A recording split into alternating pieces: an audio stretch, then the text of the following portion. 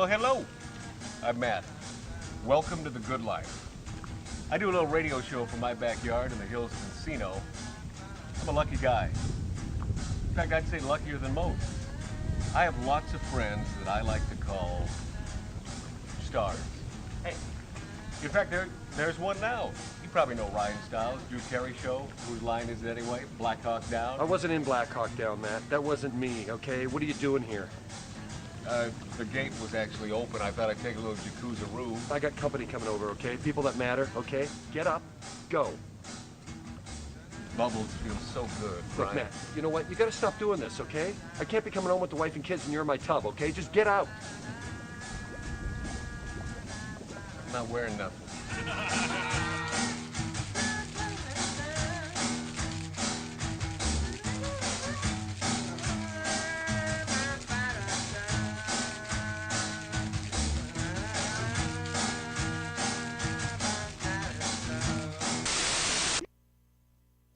Doohickey, you know, the doohickey that rolls. Hi, this is Meatloaf. Okay, kids, you know what time it is?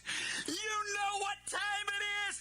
It's Outlaw Radio time! Most imitated radio station in the nation. I'm through with standing in line for some fun to begin, but I found a good thing leaving me with a grin. It's time for Outlaw Radio to begin. You have the great Billy Gibbons here? Yeah. It's very cool. He just passed out.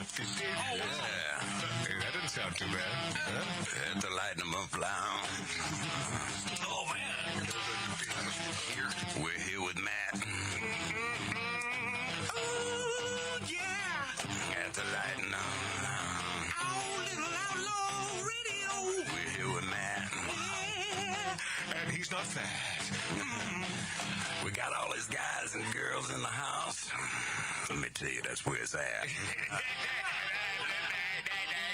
And that's, ladies and gentlemen, Matt Allen.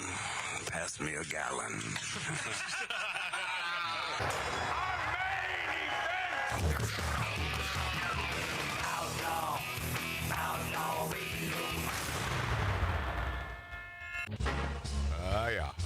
Oh yeah.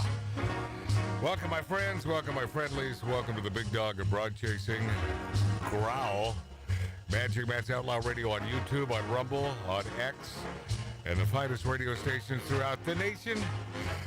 Well, politically, not much happening, huh? No, not much at all. Can you just switch out candidates? Well, of course you can, but, you know, it's not an easy feat, but if you know you're going down, how many Hail Marys are these friggin' Democrats going to throw? Oh, whoa. What? I think we just seen the tip of the iceberg of Hail Marys. Oh, yeah. Isn't there a cutoff point where they can't switch them out? Oh, no, they can switch them. They can, you know, it's all about the money, though, and where the money goes, and that's why they... Well, a couple reasons why they got to stick with Kamala. Well, first of all, she's a black female, and there's going to be hell to pay if you want her out. You know, maybe Gavin Newsom as vice president, but I still think Buttigieg because you know they want a homeowner, or do they rent in there as vice president? Because you know it's all about DEI. It's not about the best man or woman for the job, and that's how they got stuck with Kamala.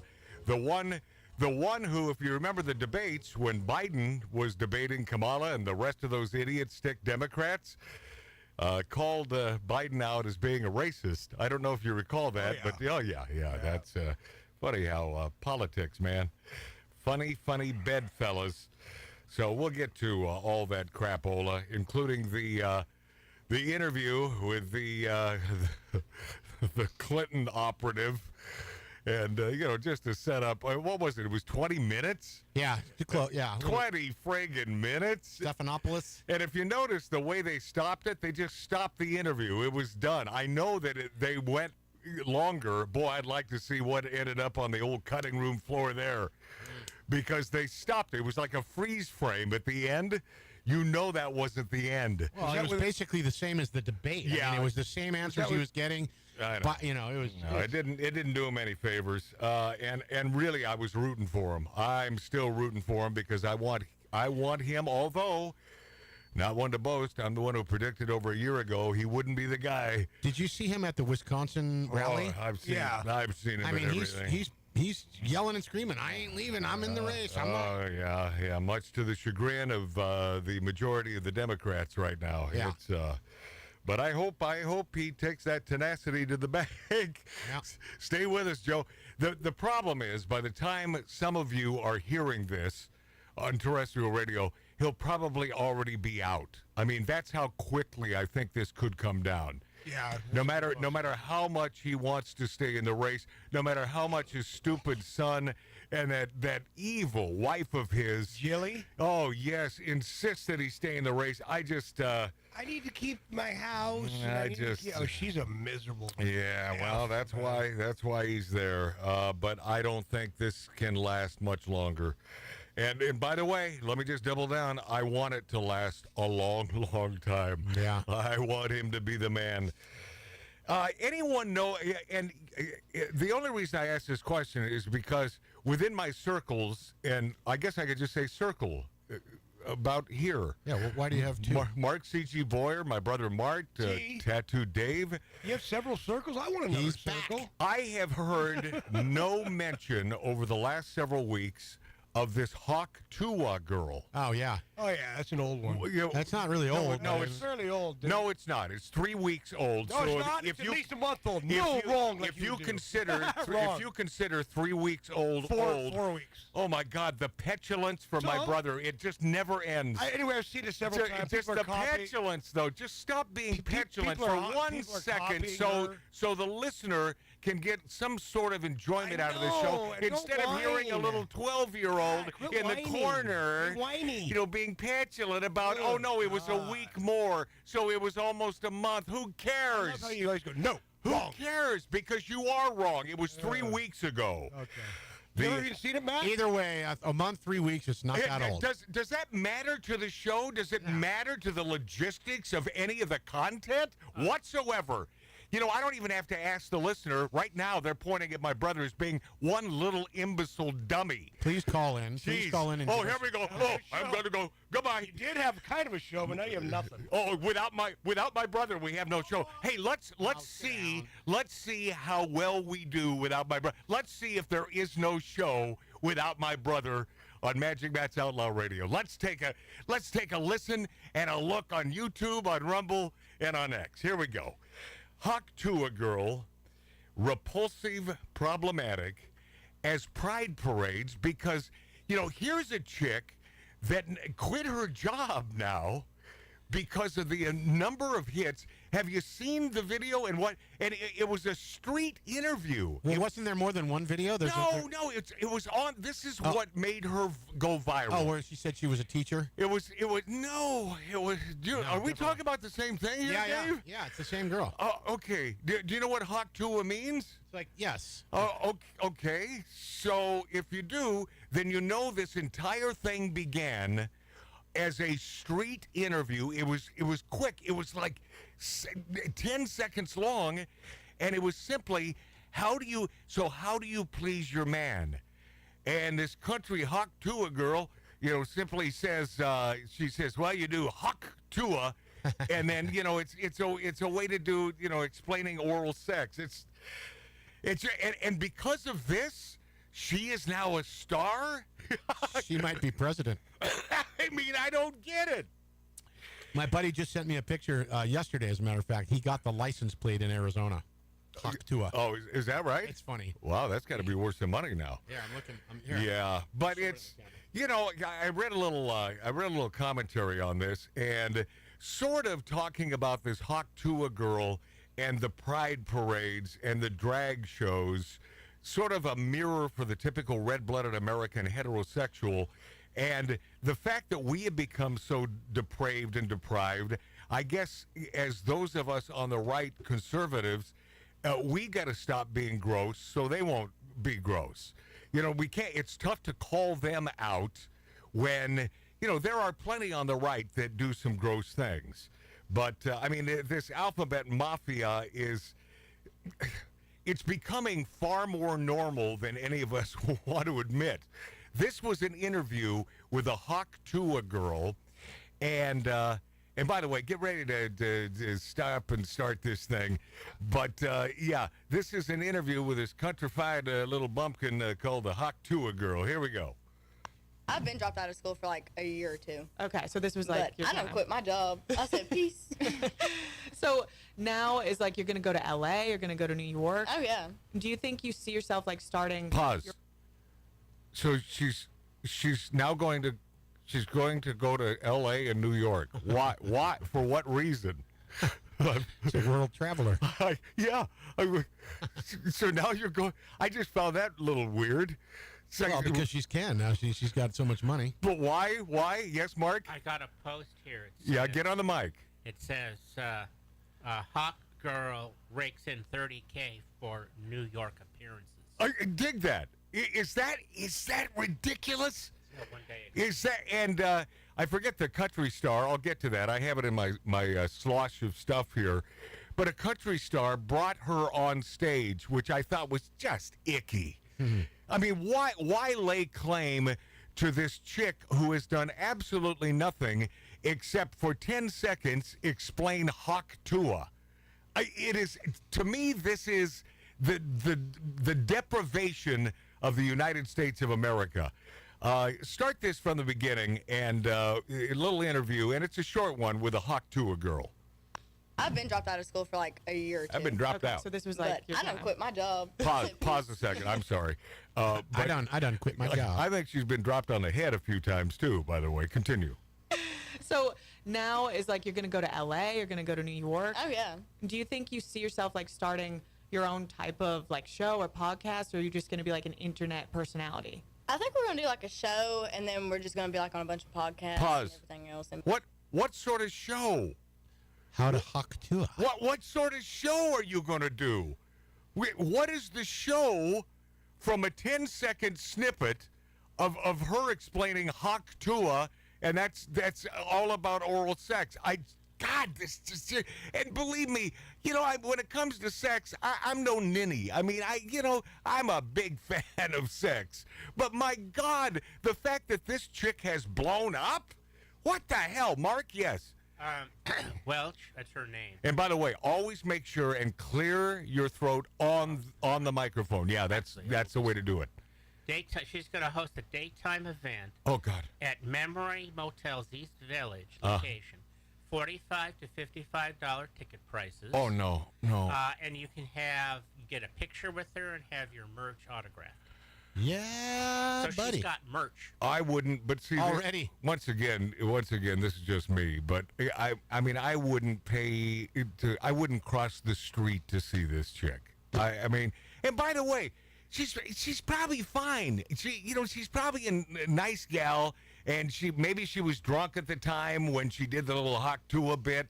But I don't understand the admiration and the adoration for the most repulsively ridiculous bit on a street it was about a 10-second interview. Continue, please. Cool. So kind of just figuring out as you go. Oh, yeah. There's more to come. Don't worry. There's more. Pause. She has the whole... By the way, Hawk Tuah girl, I'm not worried. I don't think any of us are worried. Continue. Timur, it's so crazy. It happened. The internet is insane. Your life changed overnight. It really did. Yeah. For sure. Are people coming out of the woodworks now? Like, what are you... Pause. That was the interviewer, by the way. A hot chick. But coming out of the woodworks? The Hawk Tuah girl is pretty hot herself. Yeah, oh no, she's not bad. But coming out of the woodworks? You've never heard that expression? Never. Oh, yeah. Is that right, Mark? You've heard that? Yes, I have. Have you? So you must be hanging out with a bunch of Hawk Tuah sort of people, because the expression is coming out of the woodwork. Oh, not woodworks.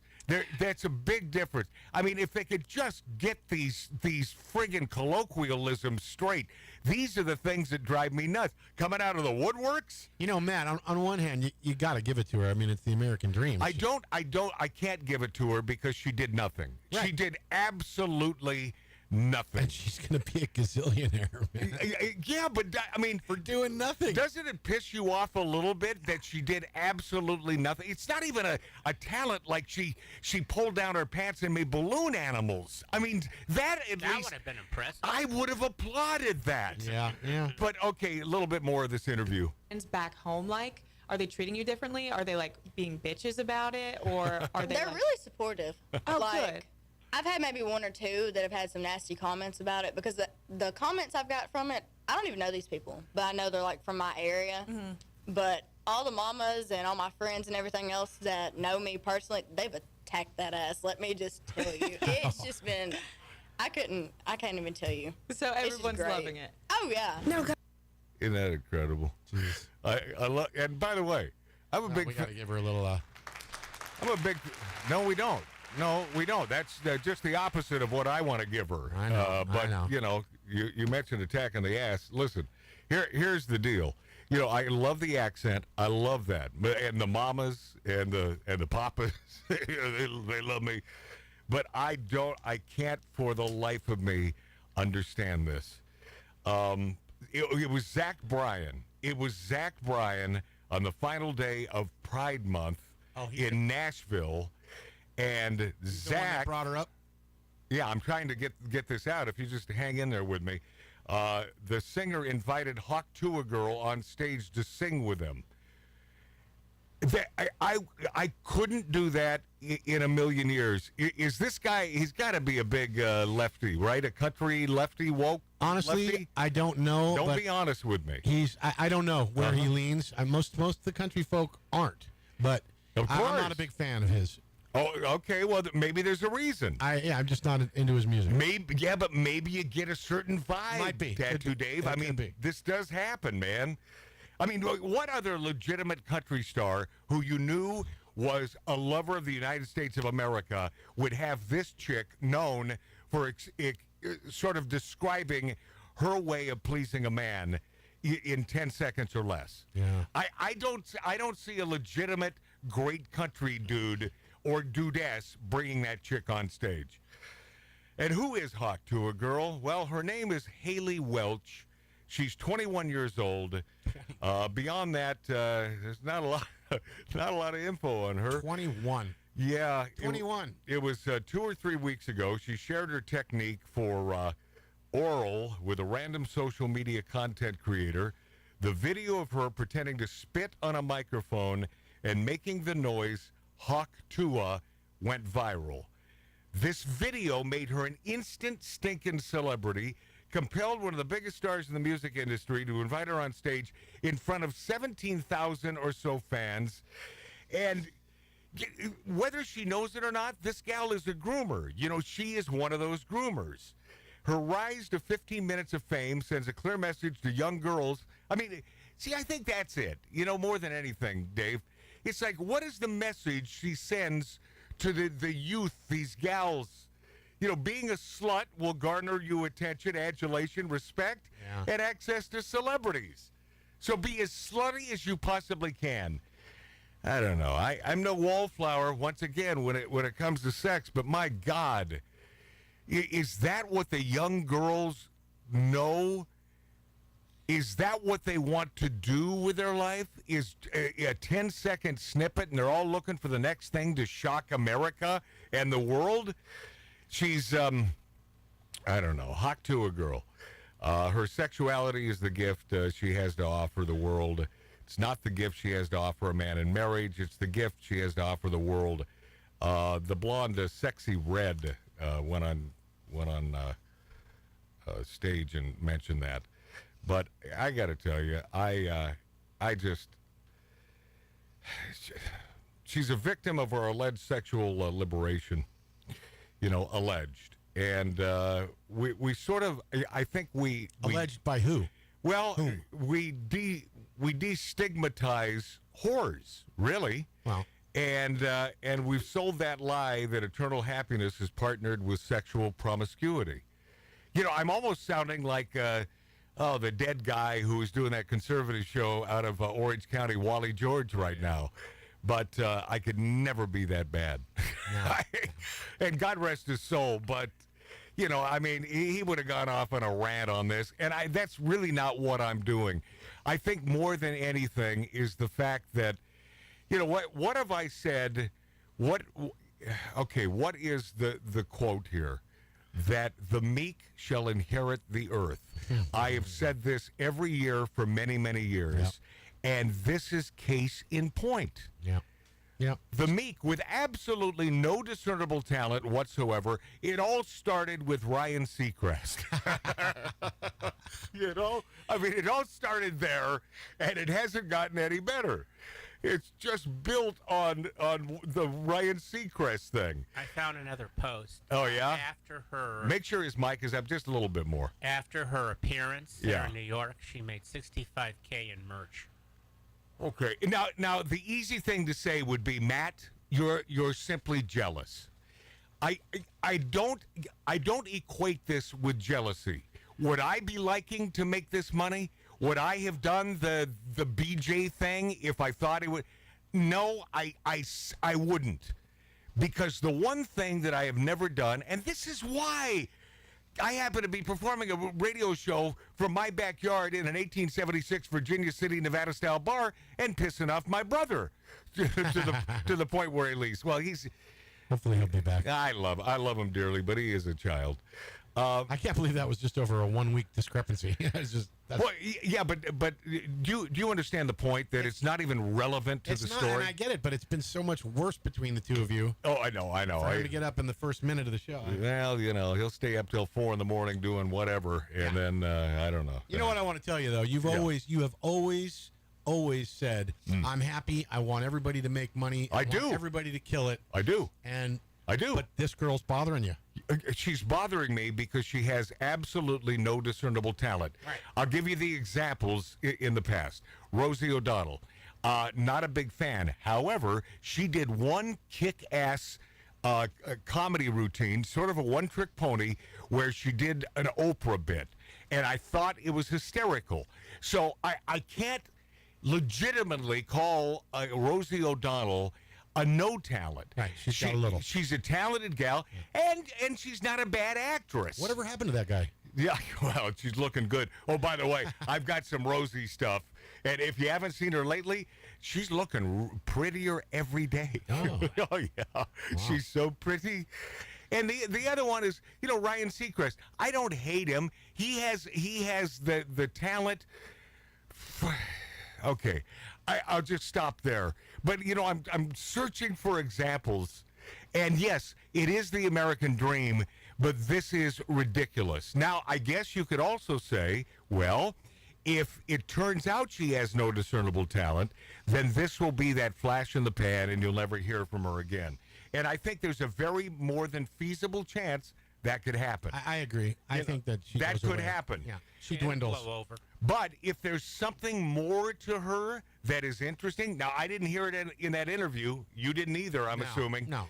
You know, something bright and sort of quirky and fun, because I love quirky. But I'll tell you, if nothing else happens and she doesn't show any other side of her character that is interesting, you know, this could be it. And yeah, and I'd say God bless her, but I just don't like the focus on why she has this 15 minutes of fame. Yeah. It drives me friggin' nuts. You know. I mean, all I heard was she's a little brat. That's all I. Is that right? That's what I got out of it. Is she a brat? How could she know at 21 years old? Well, I mean, now wait a second. These gals are getting started earlier and earlier. I mean, I guess, but I think it would have been much better coming from a 40-year-old. Yeah. Well, by the way, if that were the case, I probably wouldn't take this stance as heavy duty as I am. I would still think it's disgusting, and it's like, well, you whore, you slut. But you know, if it's in the 40-year-old range, I'm thinking, oh, okay, let's get a little. Well, maybe she's gone to something. Whatever. I don't know. I mean, it's not like it's never been done. It's not like it's not common knowledge. But the fact that she, you know, it's like who was the guy that went around slapping people? Wasn't he spanking people? Oh. Who was that? And then some other then he'd say something rude on the camera while they were doing live news reports. You know, and that guy, but that was funny. See, that was fun. I didn't find this funny or interesting. Right. Neither. All right, a lot to get to, my friends, including Bette Midler. You know, she's the star of Disney's Hocus Pocus 2. Yeah. She's attacking the Supreme Court in a Wizard of Oz parody song, You're Scared of Our Vaginas. And something tells me that's a vagina you should be scared of. A lot to get to in mere minutes on Magic Matt's Outlaw Radio. Thank you for spending some time with us. And take a look around the room. Love comes wearing disguises. How to go about shoes. Break it down by shapes and sizes. I'm a man who's got very specific taste. Just my type. All you got wants to vibrate. Just my type. Oh, I think it's time to just my type.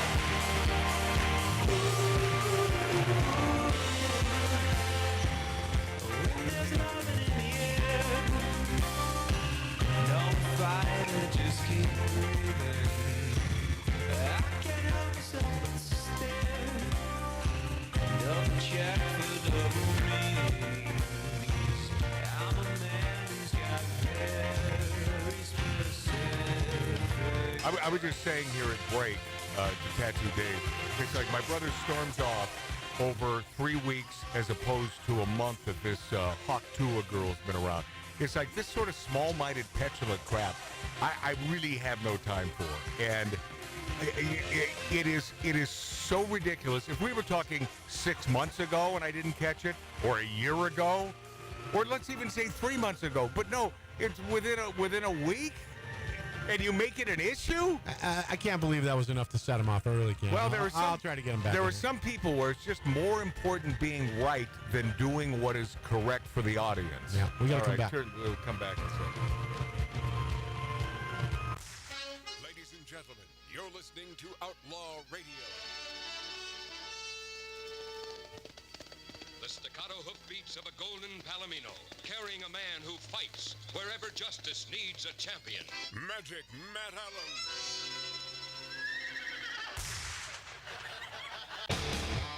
All right, here we go. Here we go. Bette Midler attacking the Supreme Court in Wizard of Oz parody song, You're Scared of Our Vaginas.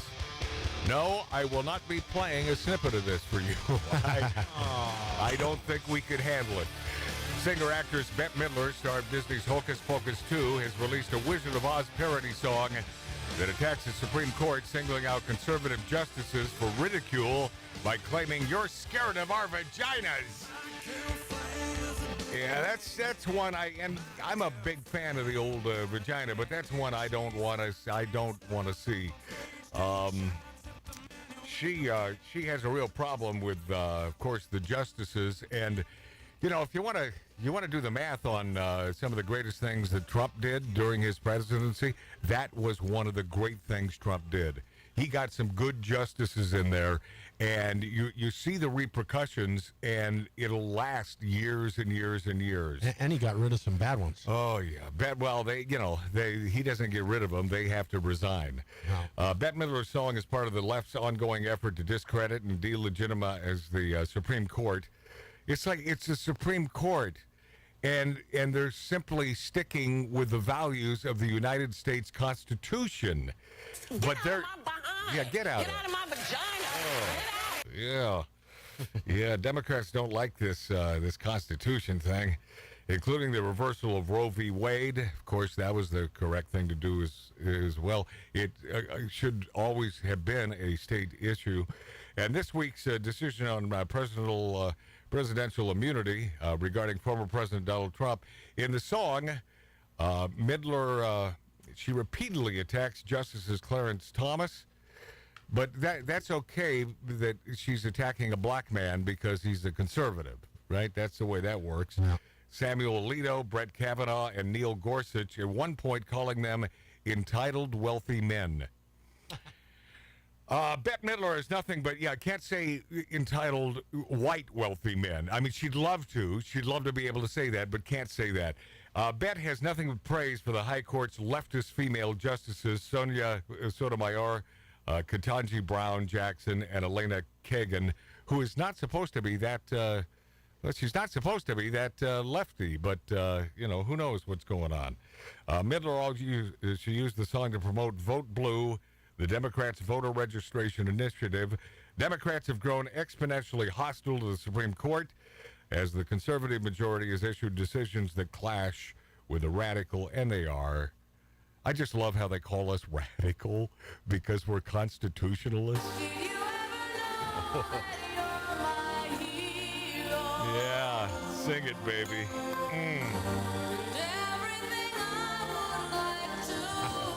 All right, quite enough of that one. Oh, Democrats have grown. I already said that. As a result, the left has sought to intimidate and even impeach the justices they don't like.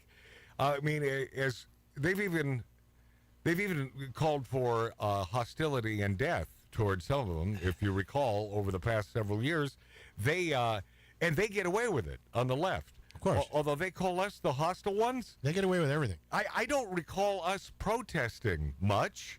I don't recall us over the past month or two or three burning houses and businesses and cars. I don't recall any of us. When we don't like something, then we sort of double down. And I think the thing to do is to vote, and hopefully the vote counts, and hopefully it's a fair vote. Yeah. And then a couple days ago, Alexandria Ocasio-Cortez vowed to file articles of impeachment against at least one justice in response to the court's decision on presidential immunity, which, by the way, is stupid, and she's a woke-tard because you can't and she won't, and it's... See, we have people there who are running the country and boroughs and districts who have no idea what the hell they're doing, including the big man in the big chair in the White House right this second. Even though I'm rooting for him to stay. Oh, please stay. But I know it ain't going to happen. No. And by the time you're listening to this, if you're not watching us right this second in real time or listening in real time, it's probably already done, because I see this, unfortunately, as a fait accompli, and it'll be Kamala, because she is so wise and she is so smart. Did you happen to read our buddy George Papadopoulos? No, what did George? I love George. He's got a theory that I didn't think of. I think you may have, because you're more up than I am. Right. But the 12th Amendment is clear. Right. While Obama cannot be elected to the office of president, he can be elected to the office of the vice president and then succeed to the presidency if Biden becomes unable to perform his presidential duties. This is something that I didn't think of. Yeah.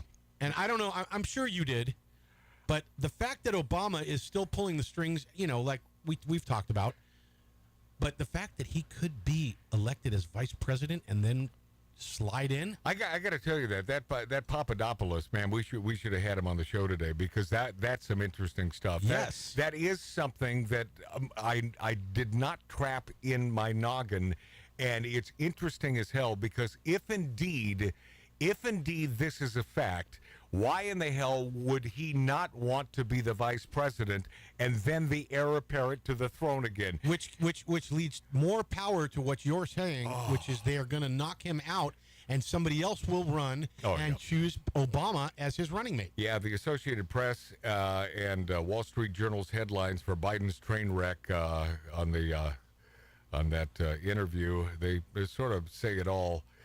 The president said he was ready. He sat down with ABC News' George Stephanopoulos. This man has been in the bag, in the pocket of the Clintons for years. He used to work for him, for God's sakes. Yeah. Friendly interview with a longtime Clinton operative. I was supposed to be the grand slam of the media rehabilitation tour, but it's spiraling out of control, and unfortunately, it's unfixable. I mean, I see this as unfixable. And the interview was only 22 stinking minutes long. What does that tell you? If you want to rehabilitate yourself, you can't do a 22-minute interview. And if you do, that 22 minutes has got to be so stinking sharp. No, and that's all I could think of. And Was it that wasn't. that normal special was an hour. So then he brings in, blah, blah, blah, and asks their You know opinion what on- happened? Yeah, he fell off the chair. Yes, they had to stop. Yes. And no one is talking about that except us on this show. Right. You know that it was stopped short. Biden performed better than he did on the debate stage. Well, what does that say? Nothing. There were also flashes of strength as the president talked up his record, vowed not to lead the race, and, of course, took shots at Donald Trump, whom he repeatedly described. And I got to tell you, Kettle, black much? Calling Trump a pathological liar. Yes. I mean, come on. And then didn't get the number right twice. Biden also referred to Trump at one point as a congenital liar with congenital herpes. Right. I know he wanted to say that, but no. That's what I thought, But he needed to do so much more to clear the... what a low bar. What a low bar he set on national television during the debate. Yeah. I mean, this did far from helping him. And the ABC interview had several examples of awkward pauses, garbled words, and many more moments where he meandered about. In one of the opening answers of the interview, Biden struggled to explain clearly whether he was aware of how bad his debate performance was as it was happening in real time. He jumped from his preparation to polling to Trump's lies during the debate to not blaming anyone. I mean, he's all over the map on this one. The bottom line, Biden does not have a good explanation for this dismal debate performance. I was sick. I had a bad cold. Even before the interview was over, it was clear that it'd take much more to win over a party that suddenly says, no, you're not the guy.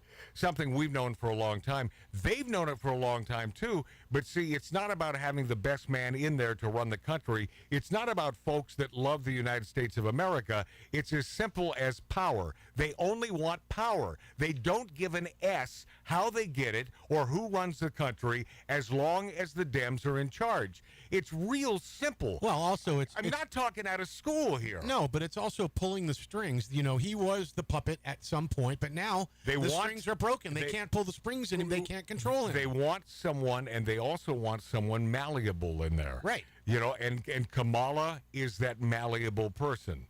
At roughly the same time, ABC released the first interview clip. Representative Mike Quigley, a Democrat, became the fourth Democratic member of Congress to call on Biden to lead the race. This was around the time of the interview. To prevent an utter catastrophe, Quigley said on MSNBC, "Step down, let someone else do this." Democrats are being encouraged by the White House and the president's campaign not to go public with their concerns, you think, about Biden's viability or electability.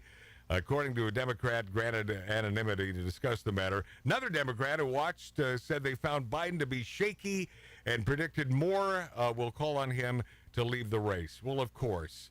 I mean, the man was seen at the Waffle House at 2 a.m. following this ridiculous debate. If he had a cold, I talked about it last week, then why in the hell is he infecting folks at the Waffle House? And why is he not wearing this love? They love the mask so much. Why is he not wearing the mask? They didn't think it through. They came up with this ridiculous cold concept because, you know, when I get a cold, I lose my mind completely as well. I lose all sense of reasonableness. And all of a sudden, I cannot get through a sentence. That's what a cold does to me. The Wall Street Journal's Molly Ball noted how the interview was soaked in denialism, odd interjections about his record that no real president would be proud of. I mean, and that's the thing. He's talking about the last 3.5 years and what he's accomplished. Help me with this. I mean, I only have 2 people in this 1876 Virginia City, Nevada-style bar, but help me with this. In 3.5 years, okay, Mark C.G. Boyer.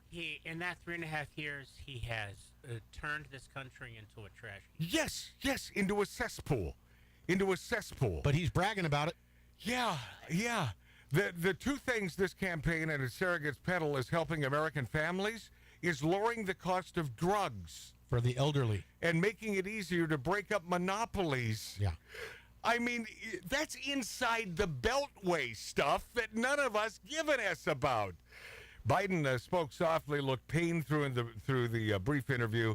He returned again and again to enumerating his administration's accomplishments, refusing to entertain questions about the many accounts of his declining lucidity. He said he had no plans to undergo more extensive medical testing and that his daily exertions, neurological, as president, ought to serve as proof enough of his cognitive abilities. That's what really got me about the interview is that he not only can he not stand up for the USA, he can't stand up for himself. What else can he say? I get a cognitive test every day, Biden said. Everything I do, not only am I campaigning, but I'm running the world. Well, obviously not, and if you are, only until 4 in the afternoon, and then it's nappy time. Yep. It's Bette time. And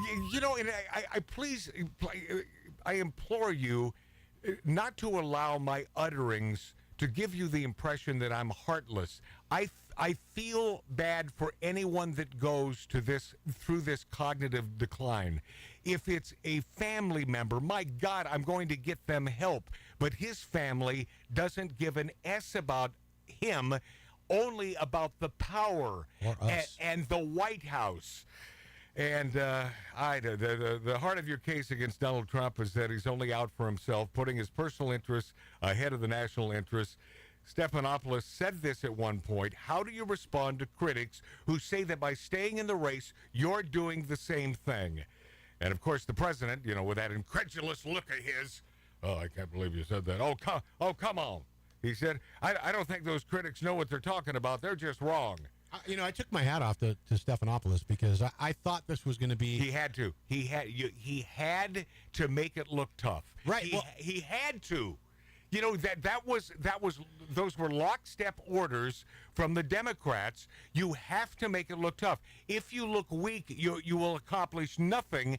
And right, as it turns out, they accomplished nothing. That's when it came into fruition. When he couldn't defend himself, they shut it down. Yeah, we should be going to break right now. Sure. But the arrogance of this man, coupled with the entire Biden family, have proven themselves to be degenerates.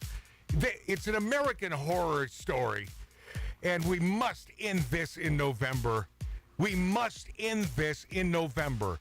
Otherwise, the pieces to be picked up will be so cavernous and bleeding and guts, and I don't know if you can piece this back together. We need to change the narrative. We love America. Let's do the best thing for Americans. It ain't that difficult to do the right thing because it's the right thing to do.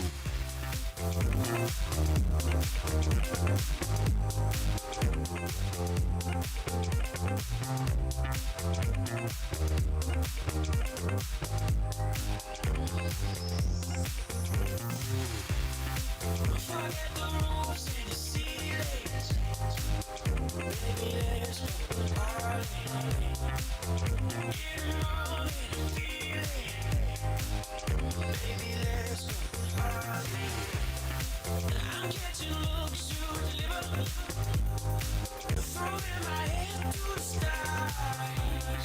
The way you move sends shivers, making the earth sing fire.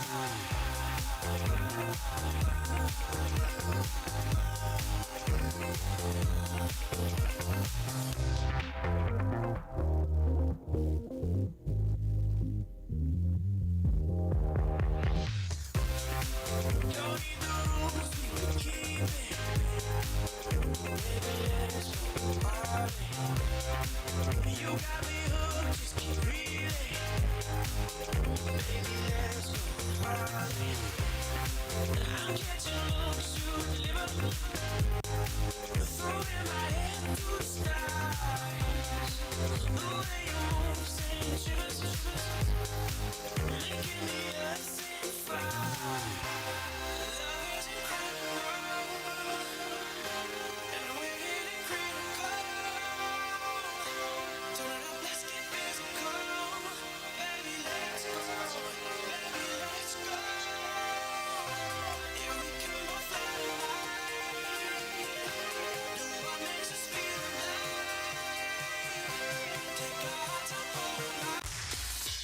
drunk brother with bad breath who's funny sometimes and other times you have no idea what he's talking about.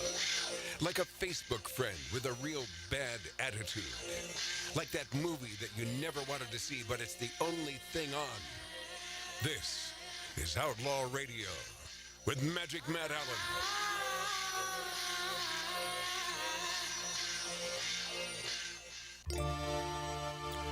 Welcome back, my friends. Welcome back, my friendlies, to the big dog, the ferocious dog of broad chasing, meant to say casting. Magic Matt's Outlaw Radio on YouTube. You have to punch it in that way. Magic Matt's Outlaw Radio. We have a few new subscribers. Thank you. We'll take every one we can get because YouTube hates our guts. We're also on Rumble and X and the finest radio stations throughout the nation. Democrat Representative Quigley, who I mentioned a few minutes ago, says it was disturbing that Biden wasn't sure if he watched the debate. You remember that from the interview, don't you, with Stephanopoulos? And by the way, I thought he was great on Sesame Street, don't you? Oh, yeah. You know, I love that costume. Yeah, that big trunk. Oh, it just brings joy to my heart. During the interview, Mike Quigley, who happens to be a Democrat, called for President Joe Biden to drop out of the race earlier in the evening, said he thought it was disturbing when President Joe Biden said that he wasn't sure if he watched the debate. Yeah, you know, if he wasn't going through this ugly turmoil with his brain shutting down, we might have accepted that sort of quip with someone else, right? Because you would have taken that as, I'm not really sure. I mean, did I, didn't I? I don't know. But with this guy, you take it at face value, and it's like he truly isn't sure. He can't remember that far back. It's a dirty, rotten shame. Hey, we found this. Well, Mark did, because Mark C.G. Boyer, our fact checker, he's always on the prowl. Bette Midler attacking the Supreme Court in a Wizard of Oz parody song. And I did tell you in the outset, and I don't want to come off as a liar here, but I think we deserve to at least, because I haven't heard any of this, but it's a parody of the Wizard of Oz, and it's called You're Scared of Our Vaginas, from the always beautiful and really smart, really intelligent Bette Midler. Mark, do you have that queued up? Put it up. Okay, stick it right up. Thomas, it's distressing, the sins you ain't confessing. We saw you on the plane. Pretty good singer. You could judge women fairly and have ethics more than barely if you only had a brain. All right. Neil and Brett, you spiteful judges. We gals are holding grudges. Keep church and state apart. You could be less disruptive in all matters reproductive if you only had a heart. All right. You three, respectfully entitled, wealthy men. She's a pretty good singer. You think women are like cattle in a pen, except we vote, so think again. Which was a big mistake. Alito says we're witches. He made us psycho bitches with judgments asinine. Nobody made you a psycho bitch, Bette. You unfairly malign us because you're scared of our vaginas. Yeah. Pack your Bible and resign. Oh, I have one question, Sam. here we go. Do you control your own body? Oh. Thumbs down to autocracy. We're saving our Okay, enough of that. But, you know, males, see, Bette, males cannot reproduce. We cannot push a child out of any orifice on our body. So it's apples and oranges. You know, it's two different things there, Bette. I know that you are all into abortion and killing the babies, but it's not about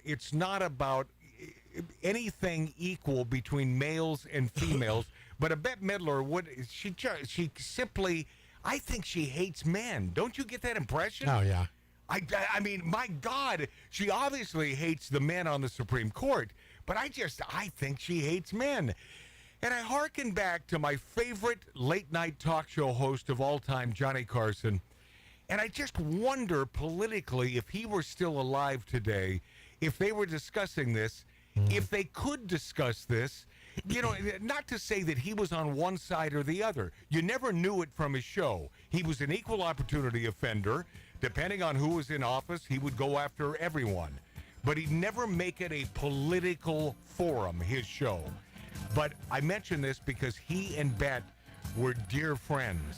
I don't think they would have discussed it. I don't think he would have let it happen. Yeah. I just don't. You just know that Johnny was above it. Yeah. Yep. I'd love to hear George Carlin's take on all this crap. Oh, my God. Hey, by the way, you do. Yeah. All you have to do is go back 20, 30 years and watch his comedy routines. You hear it all. The man was a soothsayer.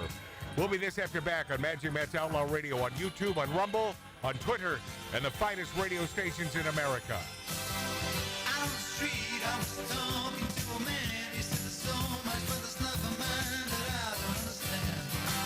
You shouldn't worry, I said that ain't no crime. 'Cause if you get it wrong, you'll get it right next time.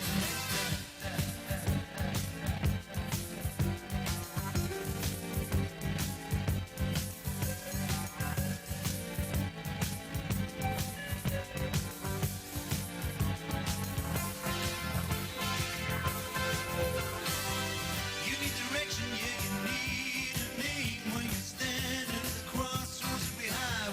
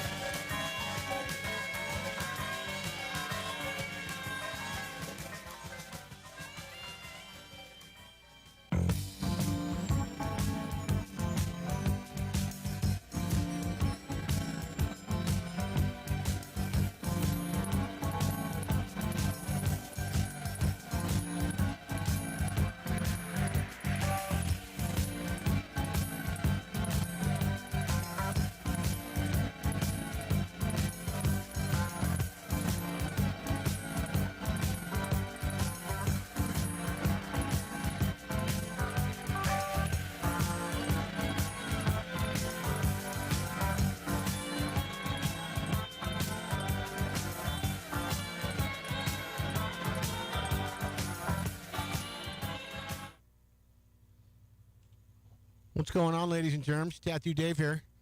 Just wanted to reach out and say hi. I missed you last week. Back from the surgical table for now. Anyway, thank you all. We appreciate you. I wanted to give a shout out to you guys that are always on the chat. Keith, Gunther, Brett, and we got Likedale 3 from Redding, Northern California. Likedale, thanks for coming. Anyway, we love you all. Please keep listening. Please keep checking in. Do your thing. Do it with us. Thank you, thank you. We love you. All the great radio stations across the nation and Rumble, X, formerly Twitter, or the other way around, and YouTube. All right, thanks a lot. So if you get wrong, you get right next time.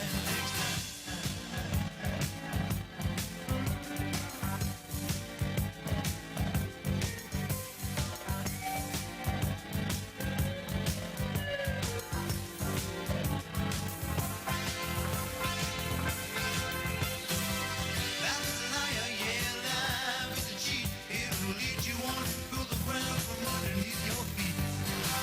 No use complaining, don't you worry, don't you whine. 'Cause if you get it wrong, you get it right next time.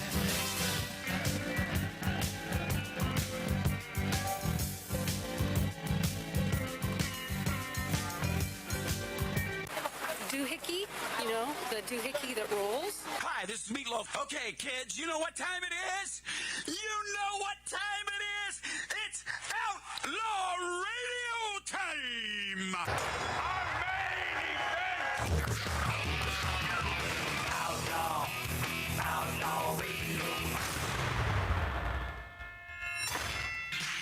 Hi, this is Sean Young on Outlaw Radio.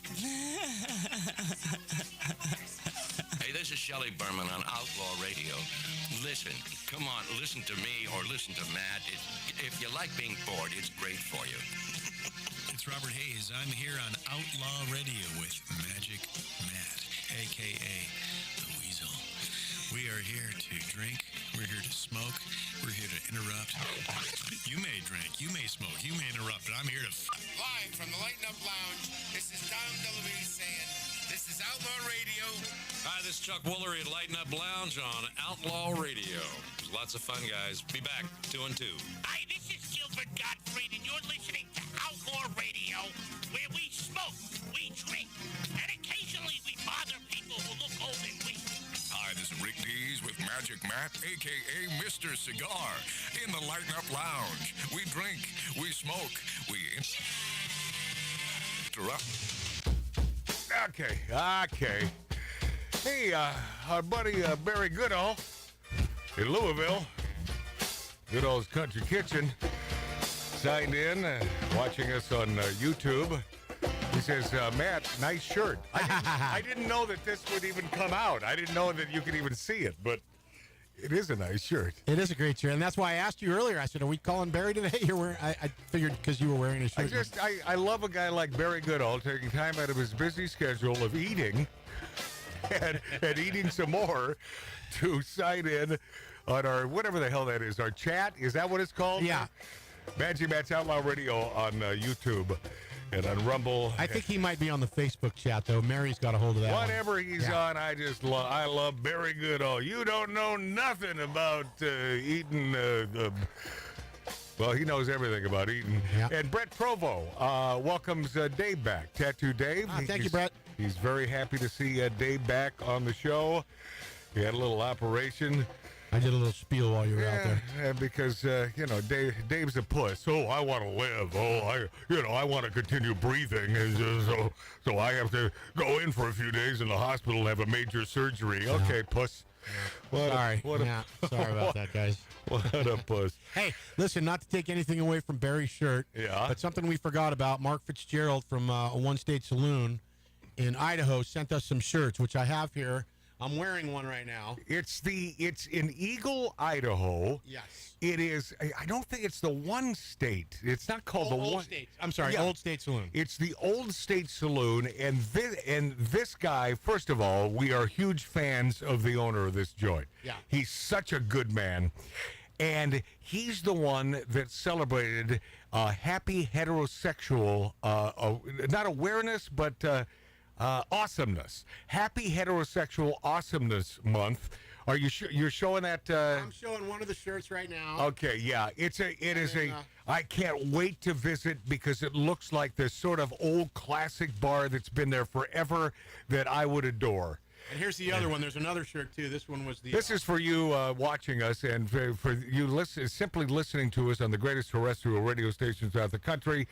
My apologies, but you can see this if you come to our YouTube channel, Magic Matt's Outlaw Radio. You know how it is these days. And I'll tell you what a guy he was. I said, hey Mark, I noticed that you guys have some swag. We'd love to support you and grab some shirts. Can you send me the link? Yeah. And he goes, no, man, I'm going to send you the shirts. I go, well, can I? He wouldn't even let me pay for shipping. No, he just sent me the shirt. Yeah, he's a good man. He's a good man who loves America, as do so many Idahoans. And by the way, that's not even right. I think it's Idahoans. I think it's Idahoans. I've been in Idaho a couple times. Always enjoyed it. Summertime is when you want to be there. But I say the same thing about the formerly great Pacific Northwest, Seattle, where I grew up. You'd never know that it was a dungeon about 9 months out of the year. If you're there in the summertime, so many Southern California folks, they'll visit there or they'll vacation there in the Seattle area in the summer. We want to move. And then all of a sudden, that dankness and clouds that are so low they touch your ears. You're breathing them. I'm telling you, I know from experience. That's why I got the hell out as soon as I could. And as my parents did as well. They're here in Southern California. The formerly great town of Los Angeles. Oh, it's not anymore. Yeah, I'm not one of these, obviously, these idiot sticks on the left who say, if that governor of California somehow makes it in the race and he's elected president, I'm leaving the country. The problem here, if you're an American, where do you go? Where do you go? Yeah. Don't make me sing. Where do you go? Therein lies the problem. So you have to stay here and fight. I mean, that's the only answer. We have to fight and we have to win in November. Otherwise, we are screwed, my friends. Joe Biden suggests he's fine losing to Trump as long as I gave it my all and did the goodest job I know I could do. Goodest job. Yeah. Oh, my. President Joe Biden suggested he could accept a loss to Trump as long as he did, and I quote, the goodest during his interview with George Stephanopoulos. There's some good news, though, for Joe Biden. Are you ready for it? Waiting. By the way, that's the big C, That's some good tequila. Oh, yeah. Thanks to Burl Bear, who supplied the tequila, and Mark C.G. Boyer, who is kind enough to pick up a massive bottle of premium vodka for us today. Oh, nice. Yeah. So we're soaking in it. That's good. That's good stuff. I haven't sipped it yet, but yeah, it's Hornitos, I believe. Yes. And Hornitos makes a great tequila. It is 100% agave. I was going to show you sort of a masked bottle of a vodka that I was turned on to by my producer, Tattoo Dave, a few weeks ago. I sipped a little bit a couple weeks ago, and I thought, okay, is this simply because my palate is all screwed up? I've had too many cigars that it tastes so good? I tried it the next day, a little sip of this vodka, and then I tried it a week later. I tried mixing it. This could be the greatest vodka I've ever tasted in my life. And I'm not going to give up the ghost and tell you what it is yet, but I will present it to you, sort of show you the bottle, but I'll mask it off so you can't see what it is.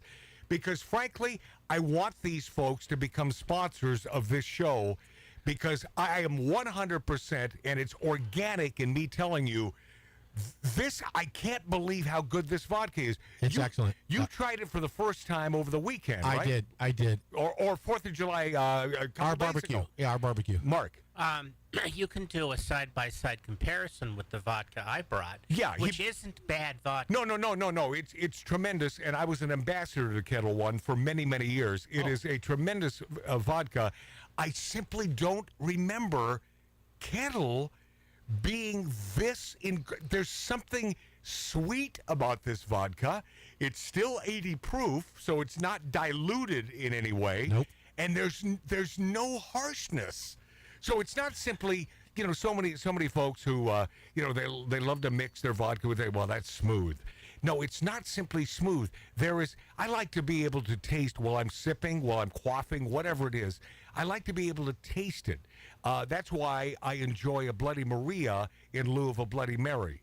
You can taste the tequila in there, and if it's a fine tequila, it is, it's all about the classic old cocktails that you have come to know and love. And the kids, they're totally getting into these old fashions and the Manhattans. And once again, not one to boast, but I did predict this 20 years ago. I said, you watch, the kids are going to adopt these, and they're going to love these as though they're new. and now the old-fashioned is new again. Well, because it's new to them, of course. Yeah. Joe Biden. But, a little side-by-side taste test. And you know what we'll do, Mark, is I will have you pour some, and you'll be the barometer, the judge, because we won't know what we're drinking. Right. Are you showing the bottle? And I'll say, no, I don't have it over here. Oh. Yeah. All right. Well, I want to thank my sister because she's the one that brought it to us. Oh, yeah. Well, she's a good broad. Yep. Yeah, she's a good broad. She's the best. Joe Biden suggests he's fine losing to Trump as long as I gave it my all. Well, that's good. Now, here's the good news, as I was about to tell you seconds ago before I went on this alcoholic diatribe. And and I haven't even had a sip yet. Maybe that's what I need. You should. Let's pause. Fetterman is sticking with Biden. Oh. See, there's a light at the end of the tunnel.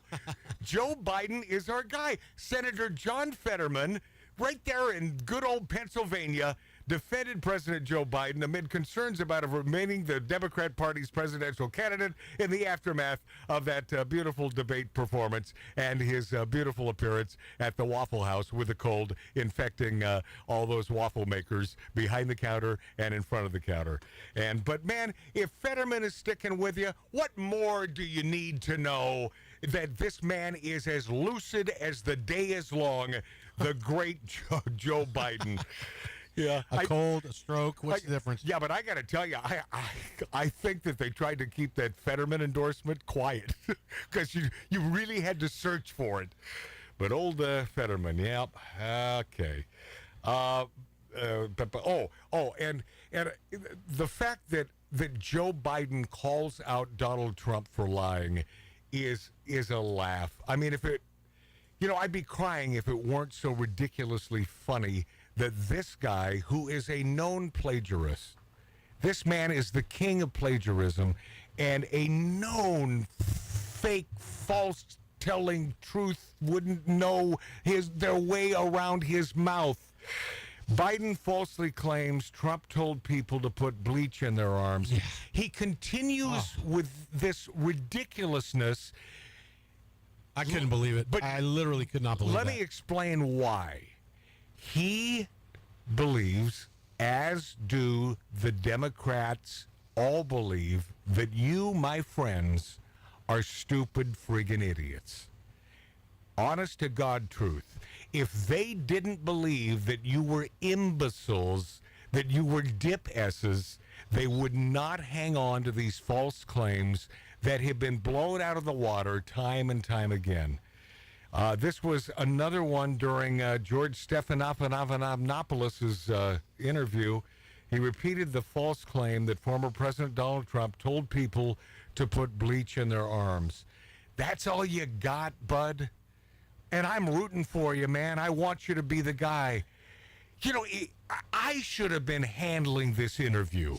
I would have helped him shine. I swear to you, I would have been much better than his handlers because in my opinion, I have a dog in this fight. I've got a dog in this hunt. I love the United States of America. So we want Joe Biden to be the guy. Not that Trump can't beat Kamala. I believe he can. But with Biden, I think it will be Reagan-esque. I could see it being a massive redness throughout the United States of America that we haven't seen the likes of since Ronald Reagan. No. Yep. Yeah. And I got to say, Matt, I mean, we've been talking about this for months. Mm-hmm. And I've mentioned the chess game that, the moves ahead. Yeah, way too many references to the chess game. Yeah, but I've got to say that there's an agenda here, and they did this on purpose. They made him look bad again on purpose. No, they didn't. No, they didn't, because it was up to him to look good. So why give him the interview? They needed some. He still has supporters. He does, definitely. Simply not many, and the money is being pulled left and right. And without the money, where is the campaign? Therein lies the problem. Yeah. Politics, it's ugly. It's ugly business. And he says, I haven't had cognitive tests because no one said I had to. Like a 5-year-old. Yeah.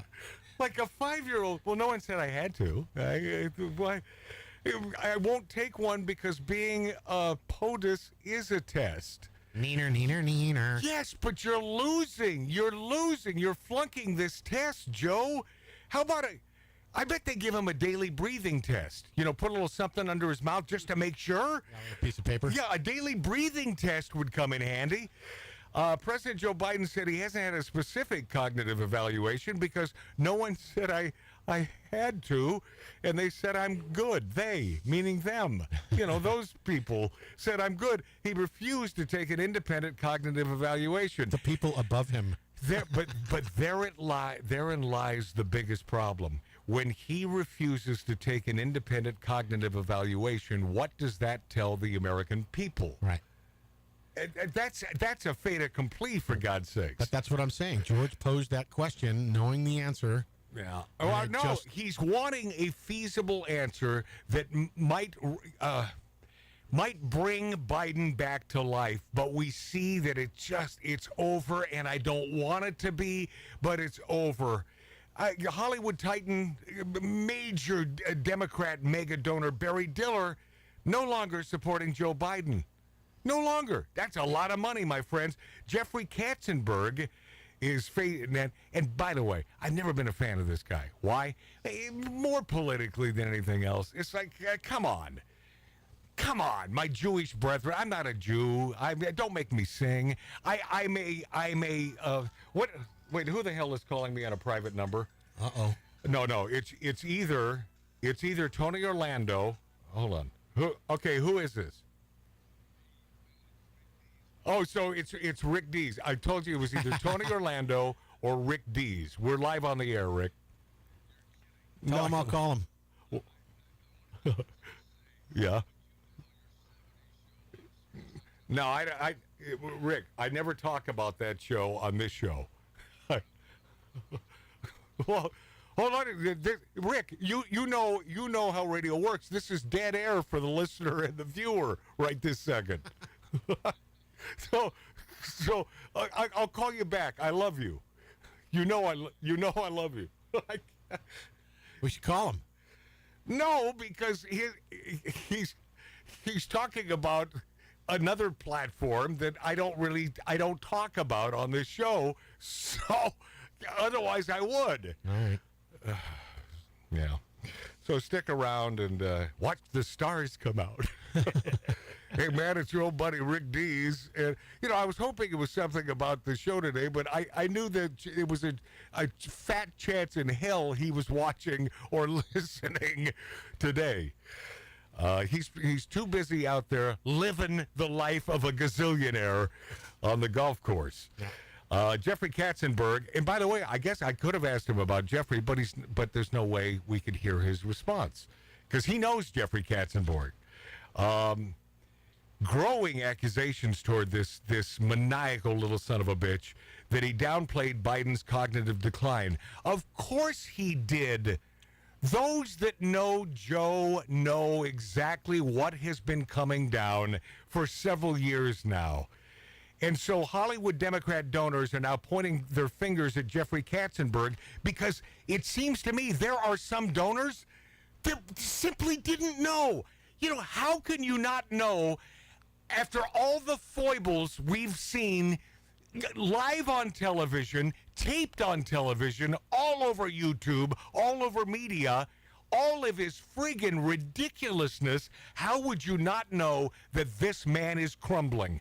That's how stupid the Democrats are. That these big donors, there are big donors, and I'm not putting Katzenberg in that category. Big donor, yes, but this man knew. So now he's being thrown under the bus by the other donors and his friends, saying that he misled them by downplaying Biden's cognitive decline. And I say shame on you for being so stupid. It's fun when they eat the rump. Oh, it is. It's the best, man. Because these people could give a rat's ass about the United States of America. It's all about power and the hatred of a man who adores America, Trump. They hate this man. And if you really pinpoint it, it's like I would love to ask Bette Midler, why do you hate him so much? I would love to hear the answer. Well, he's a racist. Excellent. Give me a definitive, just one example of his racism, and then you'll hear crickets. Because he's not. The man is a lover of all people. Is he a pompous, loud-mouthed son of a bitch businessman, real estate tycoon? Yes. You know, does he exaggerate?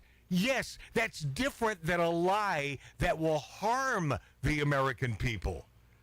That's Biden. By the way, Rocket Man should have been handled a long time ago. Just another reason why we love that guy. This is a different time. Yeah, it is. This should have been handled 8 years ago. Yes. And 4 years ago. Right. And honestly. Yeah. And 15 years ago. Mm-hmm. And 20 years ago. And 25 years ago. This shouldn't be handled now. Right. But I'm going to handle it because we have to handle it. Yes. Handle it. You handle it. That's what you do. Disney heiress is now halting donations to Democrats until Joe goes. That's a lot of money, my friends. If Biden does not step down, Democrats will lose. Well, there's a very, very good chance that even when Biden does step down, Democrats will lose. Down ballot will lose. And that's what we're looking forward to because, well, like you, most likely watching this show on YouTube and on Rumble and on X, Magic Matt's Outlaw Radio, and on the finest radio stations, you happen to love the United States of America. So another 4 years, and it won't be another 4 years because you know he can't even make it another 6 months. We know this is true. I mean, this is such fiction we're going through.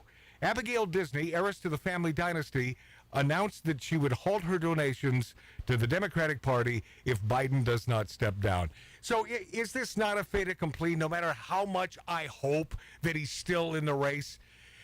I'm not the guy that hopes when the facts are flat there in my face telling me the opposite. Yeah. And how about them radio interviews? Oh, my God.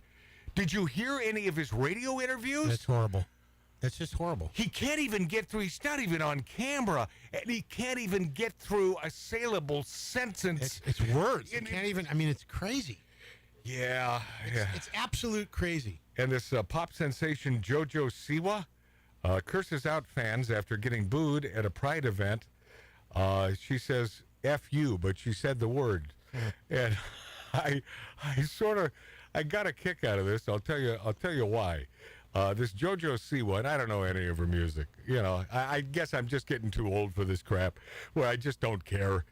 But JoJo Siwa cursed out concert goers after getting booed during her performance at a Pride event in New York City. And then this I love the most when she said respectfully F you, but she said the words. Is that possible to respectfully say that to someone? I don't even know who she had. Never heard of her. And she screamed it out. Who the living F? And she said the word just booed me. Where the F did that come from? Which one of you, was shouted into her microphone while on stage, according to a video that you can find anywhere on social media. Man, these youngsters have fragile egos, don't they? Respectfully, F you, the 21. She's only 21 years old. Another one. Yeah. But I'm assuming talent. This gal can at least sing. Yeah. You know, and has pop hits, for God's sakes. I guess this is not the first time she's been called out. Last month, the popular conservative X account, Libs of TikTok, shared a video of Tuah, who is known for, I guess, being popular among teens and kids and dancing provocatively on stage. She touches herself inappropriately and drinks alcohol on stage at a show in front of kids. Libs of TikTok wrote in the caption of her post, "It's so messed up that she still sells her signature bows to little girls." One ex-user reacted. Child stars grow up living in a land of make-believe, surviving on publicity, and come out the other side all messed up looking for more attention. Yeah, there are many examples of that. Which is exactly what I thought about Hawk Tuah girl. Like, she's preaching to these girls that are too young. Except she never had any fame prior to this. Right, so this is worse. Yeah. It's worse. Another commented, "Such gross, inappropriate behavior. She and her team know darn well her fan base is full of children. What parents brought their kids for this?" A third inquired. Another wrote that the singer is the biggest psyop to sexualize our children, while another simply stated disgusting. One ex-user compared Tuah to pop star Miley Cyrus. Well, yeah, that would be the obvious comparison. Yeah. When she was going through a crazy phase, writing Miley 2.0, boring. Someone should tell her this has been done and wasn't considered cool, just a phase. Tuah, who identifies as pansexual, oh boy, she's pansexual, was tapped by ABC's Dancing with the Stars in 21 to perform on the show's first ever same-sex dance couple. I would have watched that. I mean, chicks dance together all the time. You been to a club lately? We'll be this after back on Outlaw Radio.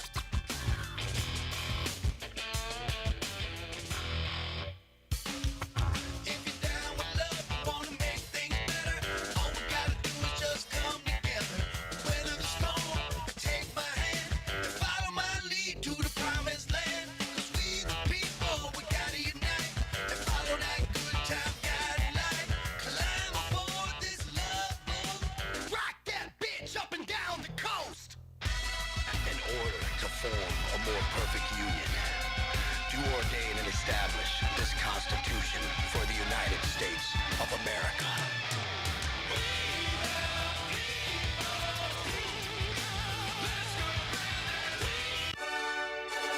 We stand for fun. We stand for great cigars. We stand for the perfect martini. And we stand for the American flag. We are Outlaw Radio with Magic Matt Allen. You know, I guess what it comes down to is we don't really make it easy for you to contact us. I mean, you can write on our YouTube page, but to send us an email, because I never give out my personal email, I should start. I mean, what the hell? What do I have to hide? Yeah, you're giving out your address. I didn't think I did. Welcome back to Magic Matt's Outlaw Radio on YouTube, on Rumble, on X, and the finest radio stations in America. To that point, there is an outlawradiolive.com contact form submission, and when I received this, I know that you had to do your due diligence to hunt us down, and it's got to be important, whatever it is you want me to know, because that ain't easy. You find our website, which sucks. It really does. It's outlawradiolive.com. Need to get that thing updated, man. Someone working that. It should be, you know, wouldn't you think that a national radio show and on all of the mediums and platforms that we would at least have a working damn website? I guess if you knew me, then you'd know. No, the answer is no. But this comes in at outlawradiolive.com contact. Could you get rid of that song? It's just annoying the hell out of me, and I like that guy, even though he's dead. But he just died last year. Yeah. Giving him some time. This is from Burkhart, and the subject is show. I'm going to read this, and then I want you to think about this. And this was, I guess, Father's Day weekend this came in. I meant to get to this last weekend. Father's Day was a couple weeks ago, right? Yeah. So I didn't get a chance to read this yet. But I'm going to throw it out there, and I want you individually, Mark C.G. Boyer, and our producer, Tattoo Dave, to attempt to shed some light on what he means by this. So this is Burkhart. It says, Magic Matt, shoot yourself in the foot by getting a black liberal like he's your communist buddy. Not too bright, Matt. That's going to ruin your show. First of all, context. I believe it must be in reference to my buddy from the Midwest I had on during Father's Day, Craig Bradley, who I've known since Houston, so a gazillion years. I love this man. He would not cop to voting on one side or the other. And usually on this show, if someone doesn't cop to it, you know, are they on the fence? I don't know. Either that or just don't want to spiel it. Or they don't, yeah. But Magic Matt, shoot yourself in the foot by getting a black liberal like he's your communist buddy, period. Not too bright, Matt. That's going to ruin your show. What is he telling me, Dave? I think he's done some diligent research on this guy to find out where he lies, and he doesn't like it. But why would he not say that I've checked out his Facebook page? I've checked out Craig's Facebook page as well. Nothing political on there whatsoever. Yeah. So he's not in the spotlight. He's not a media guy. So there's really no due diligence you can do on the dude. What's his name? Burkhart? He's this. Well, who are we talking about? You're the sender of the message. Yeah, a guy named Burkhart sent this to me. But he says, shooting yourself in the foot by getting a black liberal like he's your communist buddy, not too bright. Mark, what does this mean to you? It means nothing to me. I'm trying to follow his logic. Yeah, I mean, to me, it's just. And I don't find it. It almost sounds like racist. Yeah, a little bit. That's what it sounds like to me. Yeah, it certainly smacks of racism, as though by me telling the truth, and we always do on this show, and I happen to have a buddy who may or may not be on the right side of the fence, But I love him dearly. I love my Uncle Dick in Dayton, Nevada. Even though he should be a conservative, he owns the guns. He doesn't like, certainly doesn't like anyone taking more of his money away from him that he earns. He's that guy too. I love him dearly. But I don't think that Craig came off as a commie. Mark? Is it possible that that the writer feels that you shouldn't give a platform to anybody but conservatives? No, I think I don't know. Where does he get in with the commie? Yeah, I don't know. I don't know. I mean, you call Burl Bear a commie all the time. Yeah, but Burl Bear is a commie. Burl Bear, by the way, that is an Edgar Award-winning author, and he does a show right before ours called True Crime, and he is a commie. But legendary. But he's a legendary commie. Yeah. I don't truly have hate in my heart. I mean, especially when it comes to a long-standing relationship with a man that I adore in Craig Bradley, a good married man. Good family man. Everything he said was 3 children. Yeah. But I guess what he's saying is I shouldn't tell the truth. I shouldn't. Not too bright, Matt, he says. Like this black liberal is your communist buddy. He is my buddy. He's certainly no communist. I know that he loves the United States of America. He's a black guy, so most likely the majority of his life he has voted for a Democrat. Well, but let's just back this up for a sec. Why does his ethnicity have anything to do with your friendship? 100%. Yep. Why say that? Yep. Why say that? That's why I said racism. All right, and I'm not. And Burkhart, I'm not calling you out. I mean, I appreciate you listening. Well, you are. Even, you tolerate my Jewness. I'm not talking about you, Mark. I'm talking about Burkhart. Well, I have to make it about me because Marty's gone. The man who. Yeah, that's right. So you're taking up where my brother left off? Yes. Go out there and barbecue. When he stormed off. By the way, we got to give a little shout out to Billy, our HR Marine, who's in the hospital right now. That ain't good. No, he's but he's doing better, and we love you, Billy. I know you're listening. I love him. I love that man. Here's another one from Albert. Hi, Matt. Dig your Outlaw Radio show. Wanted to say thanks for mentioning Wisconsin during your show. Hope we can overcome the liberal votes that come from Madison and Milwaukee. 72 counties in Wisconsin. It's usually 59 counties vote red, 13 vote blue. It's hard to overcome the big cities vote, like so many states. Same can be said for Illinois, with Chicago and Minnesota, with the Twin Cities. Hope my state will overcome the left city votes and make this state proud again. Best, Albert.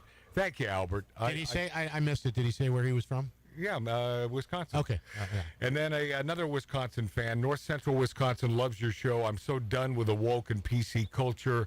Your show is needed for us, normal small-town folks. Thanks for what you do. Excellent. That does my heart good. Nice. Does my heart good. Thank you so much, man. PC Wade. And John Kelser PC Wade says that's. I just think it's funny because he's done with the PC woke culture, but he prefaces his name by PC. See, I didn't even read into that. I did. Oh. Hey, enjoy your show. This is from John Kelser. Says, I want to point out a minor mistake since you were on a roll about mistakes. So I don't know when this took place. This was a while ago. Ouija, that's Ouija, is a combination of the French and German words for yes. Okay, I'm aware of this. Pronounced Ouija. I'm aware of that too. However, if you're going to talk about correctness as opposed to usage, anyone who calls that a Ouija board, you will be thrown under the bus as being an idiot. It is a Ouija board. That's the way we grew up with it. It is perhaps correct to call it a Ouija, but who the hell's going to call it a Ouija? I mean, the Indians, who, of course, Nevada was named after, was probably back in the day Nevada. But if you call the state of Nevada, you come off as an idiot. And there are still politicians doing this. It just blows my mind. Oh, don't call it Frisco either. No. And you don't call San Francisco Frisco. You call it cesspool. Oh, well, yeah, that's where we are with San Francisco, and that's a dirty, rotten shame because one of the greatest, most beautiful cities in the world, and down the tubes because of Governor Newsom, piece of crap. So it's pronounced Wea. Also, you don't put your hands on the board. You put your fingers lightly on the planchette, French for small board. I know. What are you trying to teach me here, John? I know how to use a Ouija board. And see, some people say Ouija as well. Some have pencils on them for spirit writing. I thought you might want to know, as I find most cigar smokers generally curious. That's weird. I have never found that. But I like that. This guy's done a deep dive into cigar smokers. I've always wanted to do a video of rednecks using a Ouija board at a wedding or a funeral reception, deciding who to date by asking the dead if they were related. Oh, jeez. Oh, come on. Thanks for sharing your part of your day. John, aged Aston, Maduro number 60, Kelser. Oh, so that's definitely a cigar smoker. Yeah, that's a good cigar. Yeah, those aged Maduros from Ashton, those are very good. He put Aston. So, but he missed the age. Yeah, it's Ashton. Yeah. But nicely done. I appreciate it. Hey, did you see this little vid? Our buddy Danny Trejo. He's a friend. Oh man, he's a friend of the show. Of course, he made his name way before Machete. But people think of Danny and Machete. Happens to be a pretty funny and great movie. But he had a little melee during the 4th of July parade. Yes. He ended up in a brawl while appearing in the Sunland Tujunga Independence Day Parade. And that's only about 15 miles up the road here, up the 210 from where we emanate here in the San Fernando Valley, spitting distance from Hollywood. It's only 14 miles, yeah, Matt. Yeah, right. Only 14? Yeah. Okay. Come on. Are you going to storm off? I'm out of here. Like my brother did earlier in the show? Yeah. The tough guy actor... Oh, I would love to be referred to as the tough guy actor. That is the coolest. Daddy is 80 years old. 80. Isn't that incredible? Dude. Danny Trejo is ageless. I mean, he's always looked the same. Did you see the video? Oh, yeah. Oh, no. He's at 80 years old. He's ready to kick some ass. Yeah, unfortunately, it didn't work out that way, but. No. It shows the Machete star jumping out of the vehicle, yelling at the man he identified as the balloon thrower, right? Because someone supposedly threw a water balloon at his car, right? But which, by the way, that would piss me off. But what they're not telling you now that you're pissed off about it, is that it is common in that parade. They throw water balloons. It's a common occurrence. It's almost tradition. Is that right? Yes. But I think that particular water balloon happened to hit him and not the car. So this wasn't done out of malice. No, it wasn't. And the guy, if it was the guy, he got the best of him and his buddy. Yeah, in the video, the Danny Trejo stomps out of the car, makes a beeline toward the man standing on the side of the street. He then appears to take a swing at the dude before the two briefly grapple. Trejo appears to fall backward onto the pavement. He didn't fall. But is immediately back up on his feet and at the supposed offender. Right, and his buddy came in also, and this dude knocked them both down. Is that right? Yes. So you don't. This dude was a brawler. So they're trying to stand up for Danny, and I appreciate that because I love Danny Trejo. Yeah, dude, he is an inspirational guy. You bet your ass he did. He did his time. He's a badass in real life. Unlike, okay, I'm going to say it, Snoop Dogg. Not a badass, although I like about 4 of his songs, and one song, "What's My Name?" That's one of my favorite songs of all time. So I love Snoop Dogg. I love him, but he tries to come off as a badass in the hood. Yeah. It's BS. No, he's got the people around him to make him. Yes, pure BS. This guy, Danny Trejo, he's the real deal. He really is the badass. And I had the privilege of seeing him speak. He's sober. Yeah. He's been sober for years. Umpteen years. For years. And I had the privilege of being at the Rodeo By Drive. the way, with that said, how does he have a happy day? Yeah. He manages. Trust me, he manages. I'll toast to that. Yeah. Let me have a sip of that tequila also. Danny, this is for you. But I was at the Rodeo Drive, Beverly Hills meeting, AA meeting. This was 35 years ago. Right. And had the privilege of hearing him speak. Oh, he's beautiful. And it was nothing short of spectacular. Yeah, because I mean, it was unbelievable. Yeah, well, we had the pleasure on this show of having him over on the show for the entire 3 hours. And he's also a lover of canines. He loves dogs. Oh, good. I love dogs. Yeah, there's nothing not to love about this guy. Yeah. I'm sorry that you had your ass kicked. Yeah, I mean, it was unfortunate. Yeah, because, the way the narration is that he fell back, but he wasn't hit. No. Well, he was hit. He was hit.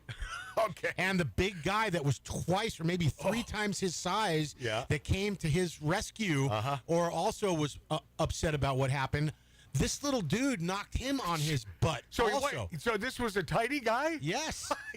He was smaller than both Trejo and this enormous guy that was behind him. Well, because the dude's, if as you have spoken, it's simply part of the de rigueur of this parade where you throw water balloons. It's like, why are you coming at me, man? Yeah. This is what we do. It was pretty awful. All right. Well, Danny, for an 80-year-old guy to fall back, I mean, that can kill a man. Yeah, but he got right up. I love him. Hey, more Bette Midler, who suggests that Biden arrest Republicans. Bette Midler wants Republicans arrested.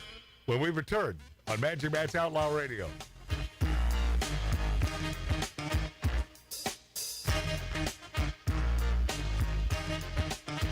Wanna buy a new car, but the price ain't right. Ain't that cold? Be a damn sight cheaper, just a good. Start riding the bike. Listen, they're making milk out of powder. Yeah, they are. Got the babies crying. Poor baby, they know what that stuff is. Rent's gone up higher. Yes, it is. Got the parents lying. Lord, it's a real motherfucker, yeah. Make you wanna run for cover, yes, it will. And if you look, you will discover, yeah. Lord, it's a real motherfucker.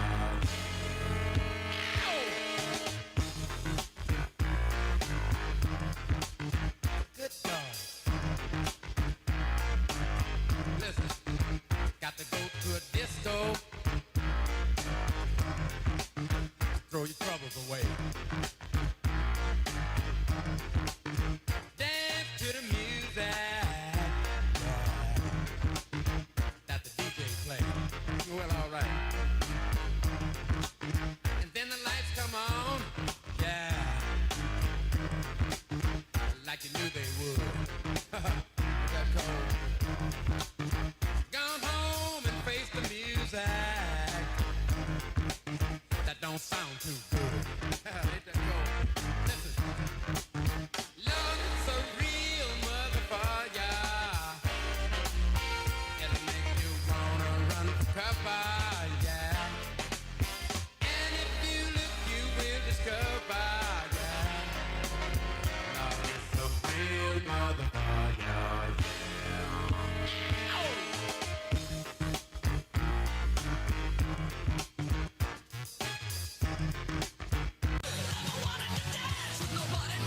This is Outlaw Radio.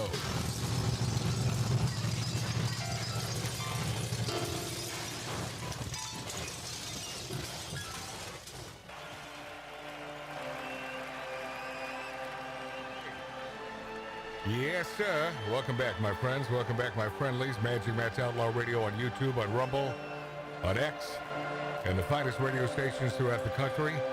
You can find us on any of them platforms by punching in Magic Matt's Outlaw Radio. You have to go through those machinations, otherwise you won't find us. You'll find Outlaw Radio because there are rip-off artists, although we are the original Outlaw Radio.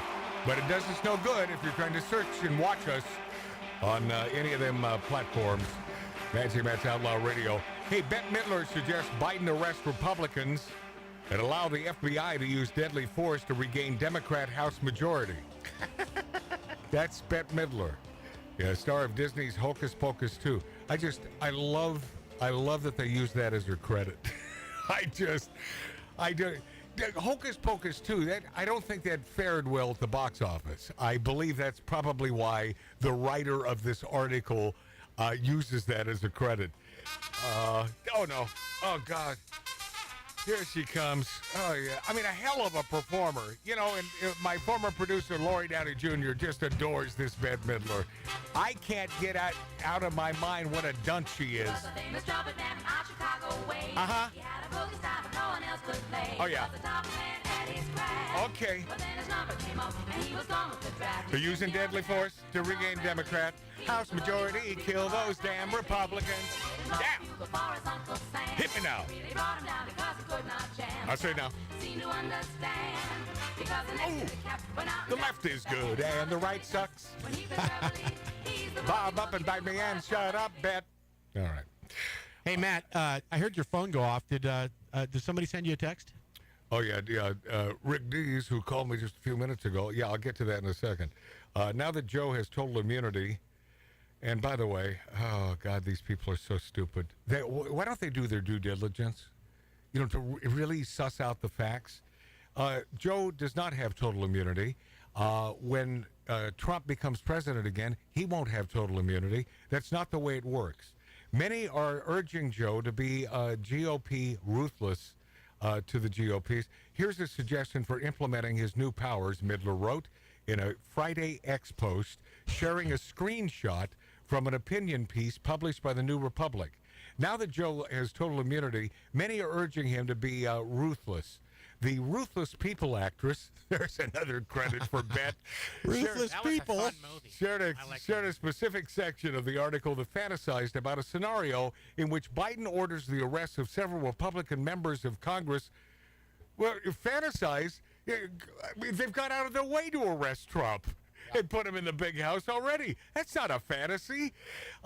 Several Republican members of Congress, which included a scene depicting Representative Jim Jordan, of course, he's the man from Ohio, got his act together, getting shot and killed while resisting arrest.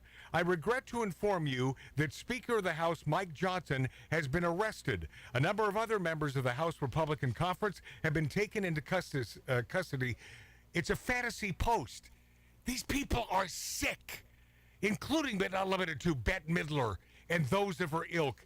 Jim Jordan unfortunately attempted to resist arrest after wrestling with an FBI agent. He met a tragic fate. In the sudden absence of those members, there is a new majority in the House, it continued. All of this from Bette, and in her warped mind on X. The hypothetical scenario concluded stating, I look forward to a long and cooperative relationship. I can say proudly gridlock is at last broken, and we can all give thanks to the Supreme Court. Midler, not the only actress fantasizing about killing Republicans and urging Biden to take measures that would result in assassinations.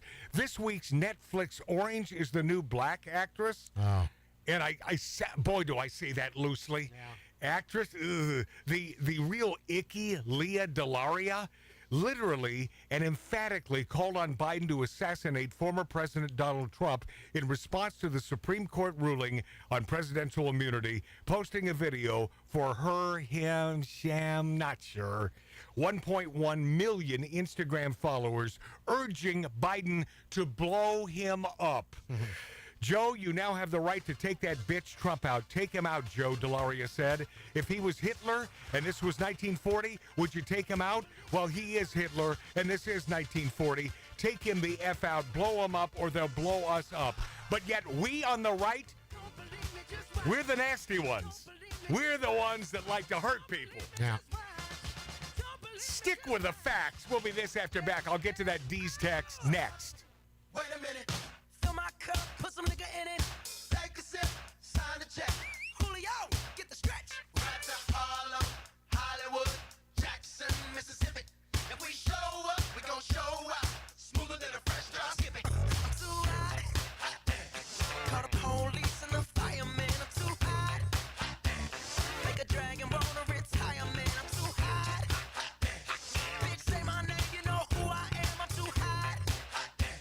And my band about that money. Break it down. Girls hit you, hallelujah. Girls hit you, hallelujah. Girls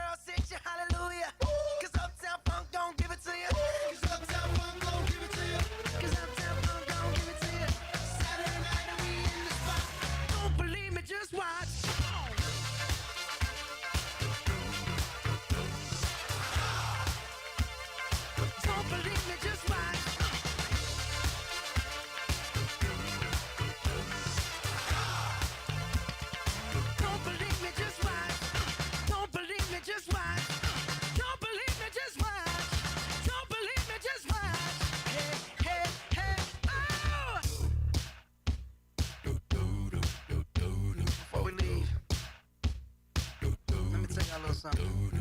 Uptown, funk you up. Uptown, funk you up. Uptown, funk you up.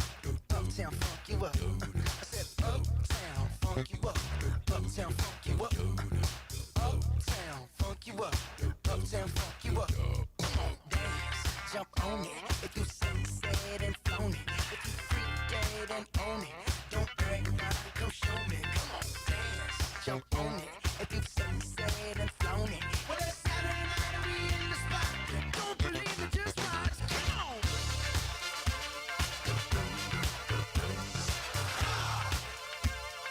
Don't believe me, just watch.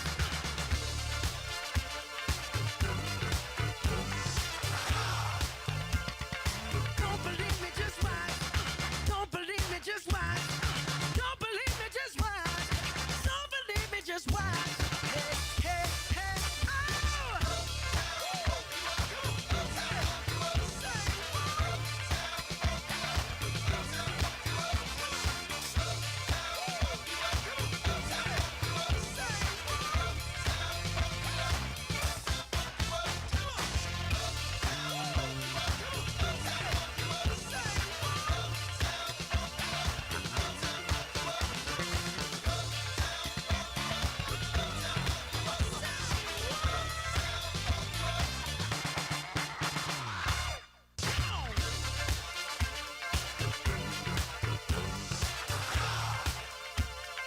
Don't believe me, just watch.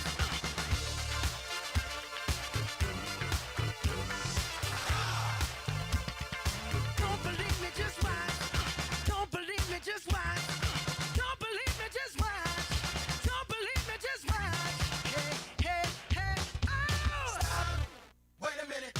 Fill my cup, put some nigga in it. Take a sip, sign the check. Julio, get the stretch. Right to Harlem, Hollywood, Jackson, Mississippi. If we show up, we gon' show out. Smoother than a fresh drop. Skip it. I'm too hot. Call the police and the fireman. I'm too hot. Make a dragon wanna retire, man. I'm too hot. Bitch, say my name, you know who I am. I'm too hot. And my band bout that money. Break it down. Girls hit you, hallelujah. Girls hit you, hallelujah. Girls hit you, hallelujah.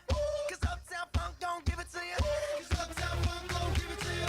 Cause Uptown Funk don't give it to you. Saturday night and we in the spot. Don't believe me, just watch. Come on.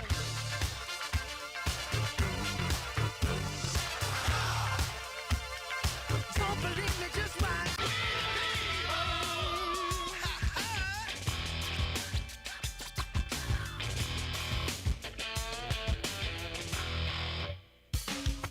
If you're down with love, you wanna make things better.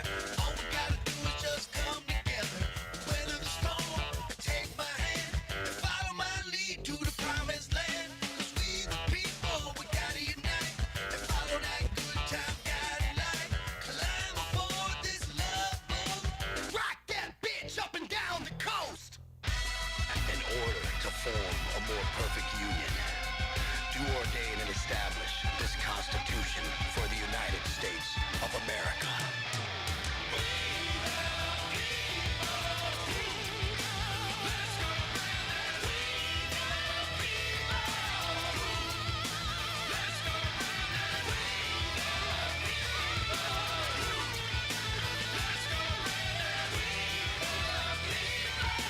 Standing up and standing tall. 'Cause it's all for one. And it's one for all. All, all.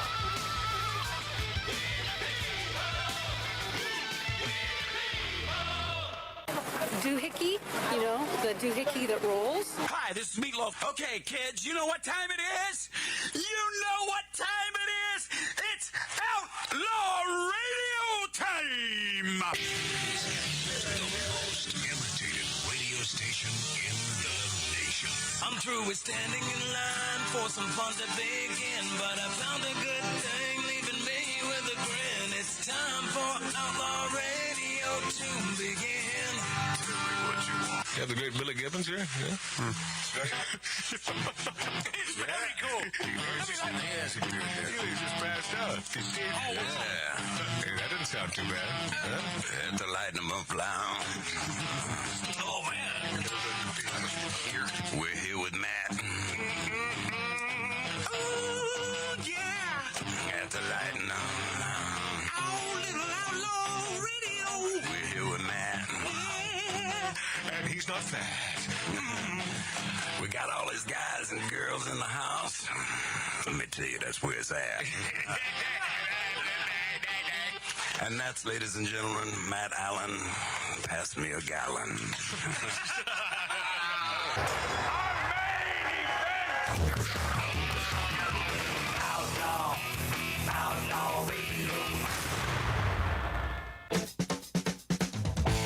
You don't know nothing about loving America the way we love America. There's a little nod to my buddy in Louisville, Barry Goodall. I love that Barry Goodall. Yeah, I took a look because we're on delay here. Yeah, the shirt comes off really well on the show today. Hey, Barry, that'll be $5,000. I love old Barry Goodall, man. It is country kitchen. Don't watch it now, not during our show, but at some time, find him on YouTube.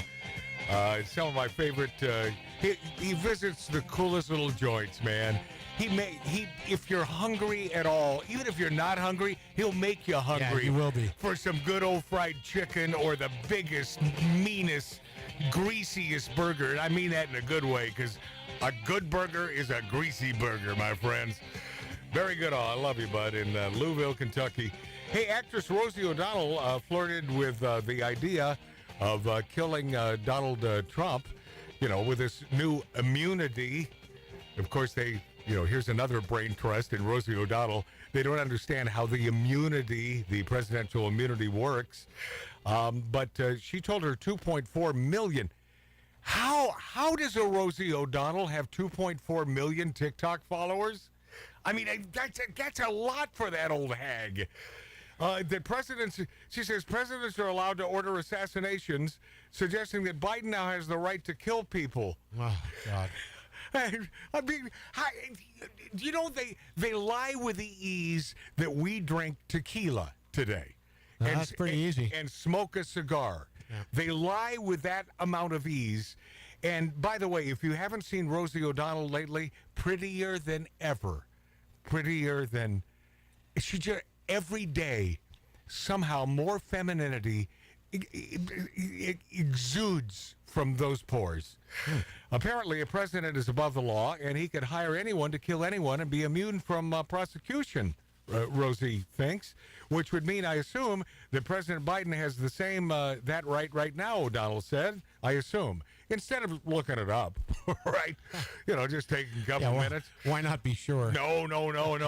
We can't do that. We're on the left. We're on the woke left. I remember steel can't be burned by fire. No, it's true, and you should know that. Look up Rosie, Rosie, and you'll find the classic because she has continued. She has been a brain trust. So she's been spot on throughout the years, and this is discussing the Twin Towers and the fact that, of course, everything is conspiratorial when it comes to the left, and especially a Rosie O'Dummy. Did you find it?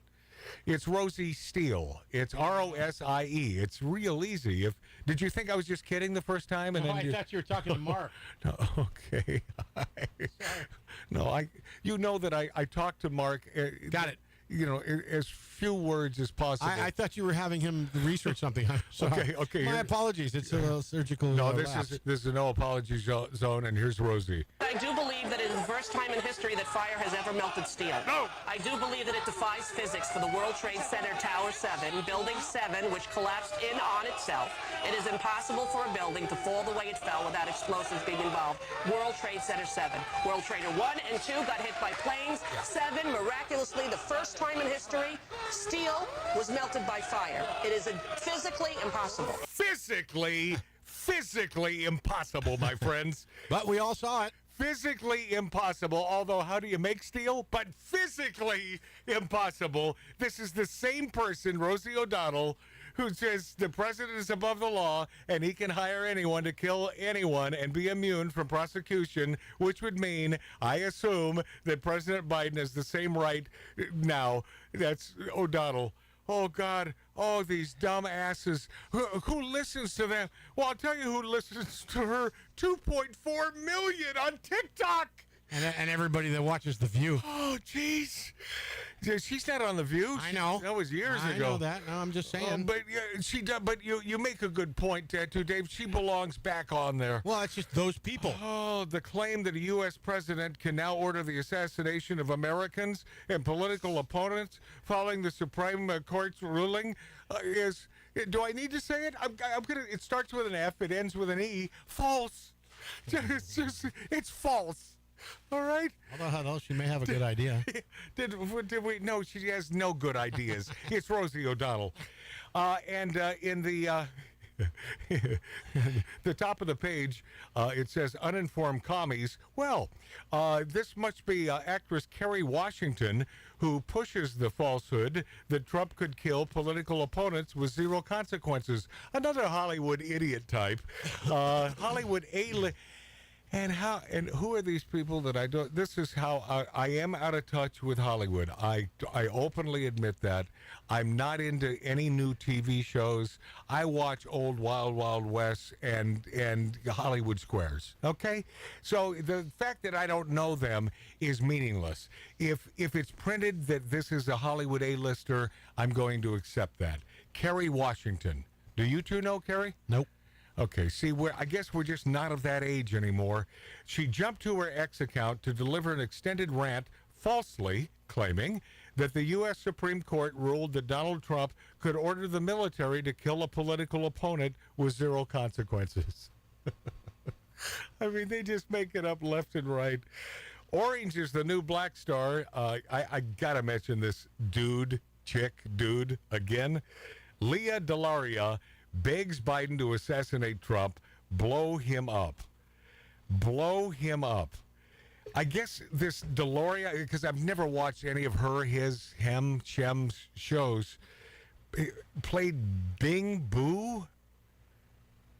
Well, of course she did. Play a character named Bing Boo.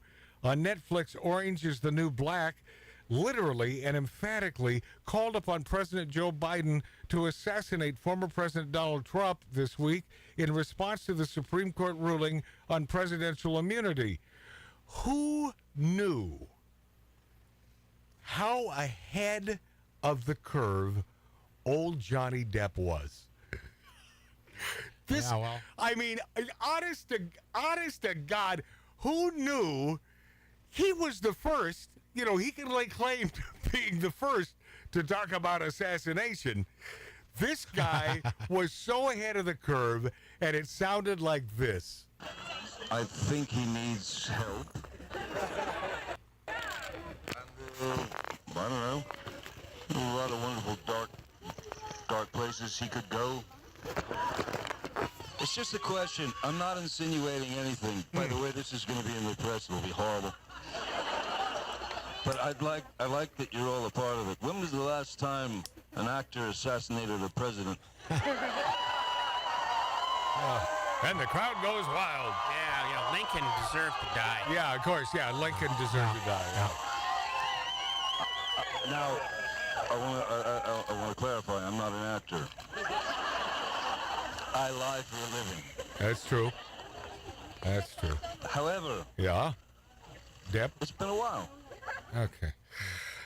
Okay, that's old Johnny Depp. And see, much to the point of that email that I received by saying, Matt, shame on you, hanging with a black liberal.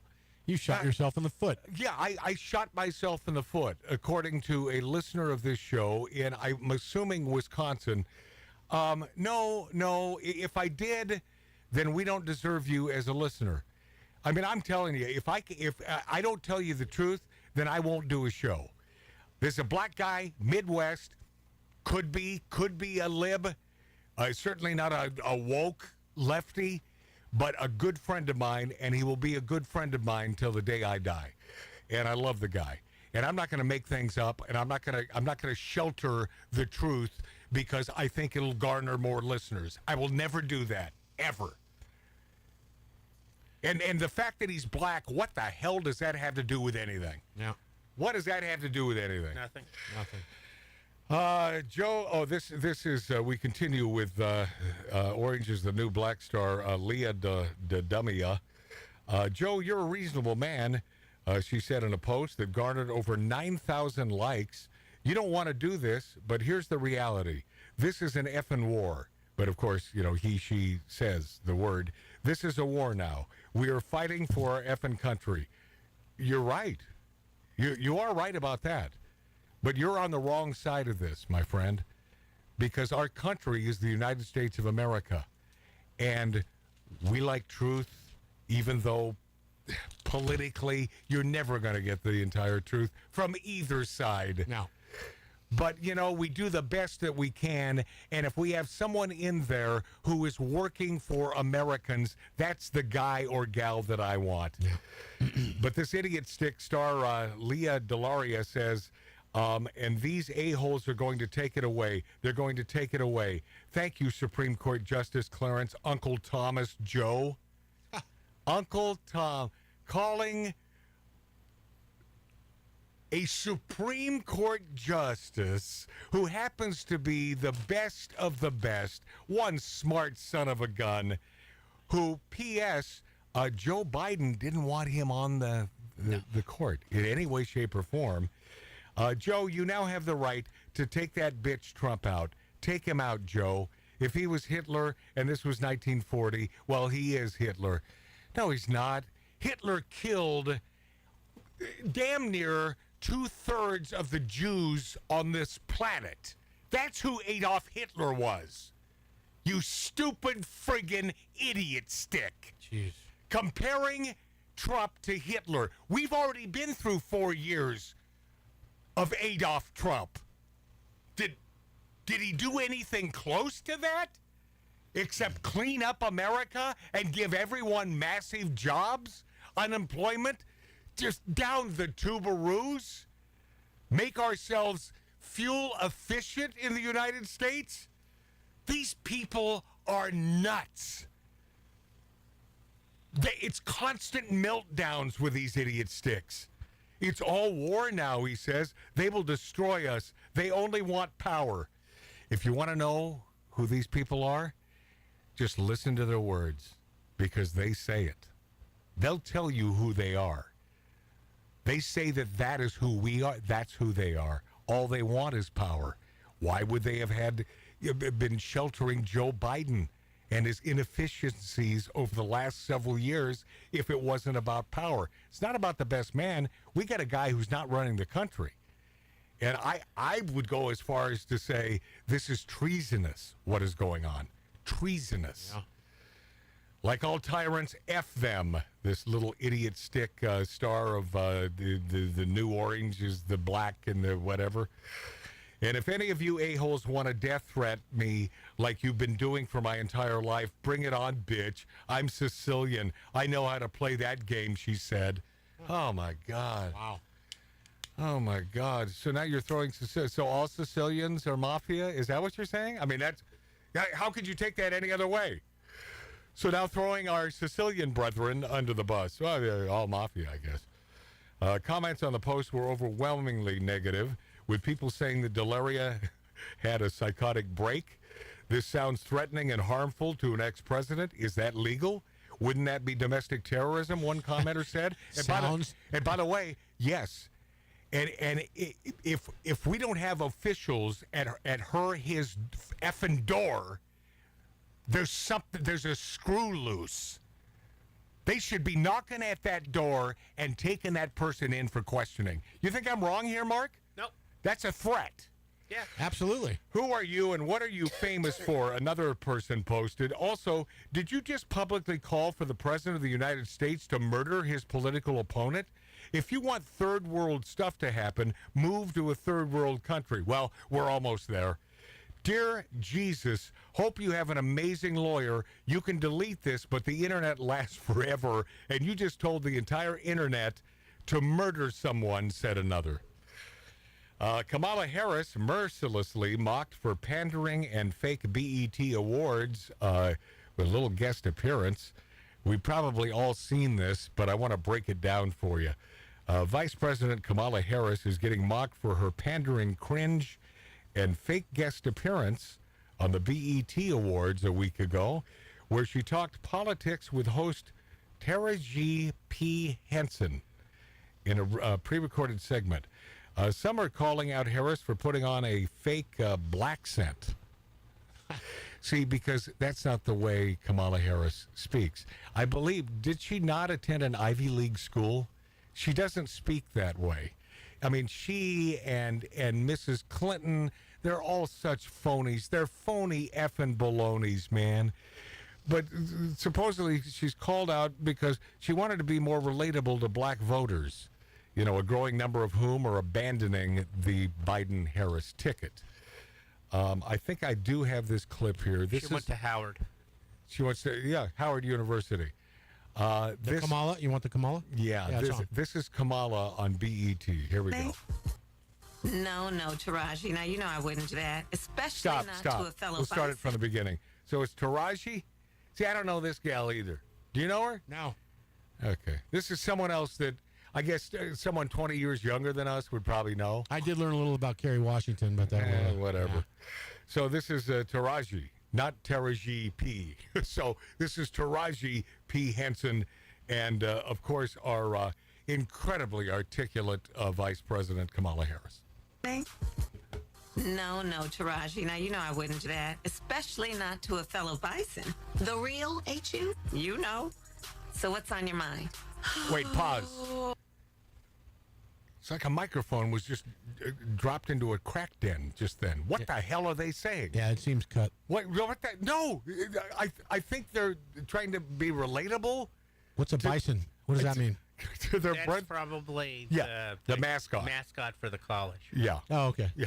I mean, I put that together. I can't really put together the sentences, but here we go. Well, Madam VP Harris, I'm worried about the election. Pause. Me too. Yeah. we simply want the right thing to happen. Yeah, I'm worried too. Continue. Reproductive rights are on the line. Pause. This has nothing to do with reproductive rights. This is about killing babies. Oh, my God. But they call it reproductive rights, of course, to sugarcoat it. It's not reproductive rights. It's about the right to kill an innocent child. Go. Our Supreme Court is on the line. Pause. It's on the line? What line? Wait, how is it on the line? You mean like, I don't know, all these idiot stick celebrities calling out the death to the Supreme Court justices who they don't agree with? That sort of thing? Well, that's your side there, Taraji P. Henson. Taraji. By the way, she made the coolest Muppets back in the day. Didn't you think that was groundbreaking? It was. Yeah, I'm telling you, big fan of Sesame Baby Street. Snuffleupagus. I think she made Snuffleupagus. Yeah, well, Snuffleupagus, and of course the interview with Biden the other day. Continue. Freedoms are being tested, Madam VP. I know you've been traveling across the country. Pause. I know you've been traveling cross country? What exactly does that mean, and what relevance is that? Not to defend her, but she said the country. No, but cross. What does that mean? Yeah. I know she's supposed to be doing that. I know you've been. Well, maybe this will make sense. Go ahead. Are you hearing? Yeah, girl, I'm out here in these streets. And let me Pause. tell you, Kamala's out in the streets? Kamala. I'm out here. No, hey, girl, I'm out here in the streets. Kamala, I've seen the limo you drive in. You're not out in the streets. You're on the street for about 2 seconds until you're whisked into wherever the hell you're going. But Kamala, she's down with it. She's down with it, girl. Go ahead. you're right, Taraji. There is so much at stake in this moment. Yes. The majority of us believe in freedom and equality. But these extremists, as they say, they not like us. Pause. They not like us. That could be interpreted 3 different ways. They not, but they not like us. Does she speak that way? No. But they not like us. a lot of us are a little more articulate, I guess, but they not like us. I've been meaning to break this down for you for a while. Is there more on this? Yeah, 20 seconds. Okay, hold on. Because I'll forget about this. I think because of Donald Trump, this is an opportunity, and more than an opportunity, I think it's happening right now, that whites and blacks and our brethren, I think, are slowly coming together. Yeah. I think that it's Donald Trump who's bringing black and whites and Latinos and Latinas together. You follow me on this? Yes. Because we're all for one great cause, and that is to fix America and get the right person in there to do the best job. And I love that. I mean, that does my heart good. That we, and I've been thinking about this. I've been wanting to go to the hood here in Los Angeles wearing a Trump hat. South Los Angeles? Yes. And see how that fares for me. I think they'll garnish you with guns and money and drugs and whatever else you want. But slowly but surely, I think we're sort of getting together. Like 9/11 brought us together, but I think this could be lasting. I think, and maybe that's just something I'm not known for is being hopeful. I'm a black and white guy. I stick with the facts. But do you sort of see where I'm going with this, Tattoo Dave? Yeah, absolutely. I think maybe the one man to bring the races together is that racist Donald Trump. Continue with Taraji P. Henson, formerly Muppet Maker, and, of course, Kamala Harris, formerly the whore to the former mayor of San Francisco. They not. There's a full-on attack on our fundamental freedom. Fundamental. It's the freedom to vote. Yep. Pause. What? Who's taking away the right to vote? Yep. Anyone? Yep. I mean, there are only three of us in this room, but who in the hell is taking away the right to vote? Yep. What? Yep. What? I mean, see, Tattoo Dave, these go unquestioned, but we will question them. Yeah, I mean, but this fake interview, first of all, on BET, it's so made up. It's such a crock of crap.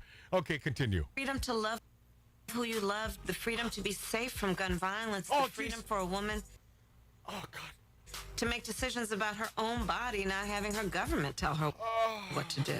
God, gun violence, yeah. The freedom not to be hurt by a gun. That freedom would be to own a gun. You own a gun, so people won't hurt you.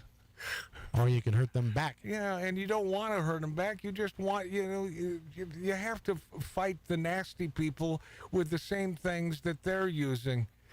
But Terry G. Hansen, and she goes on a rant later on BET, trying to convince her black brethren that you're doing the wrong thing, by the way.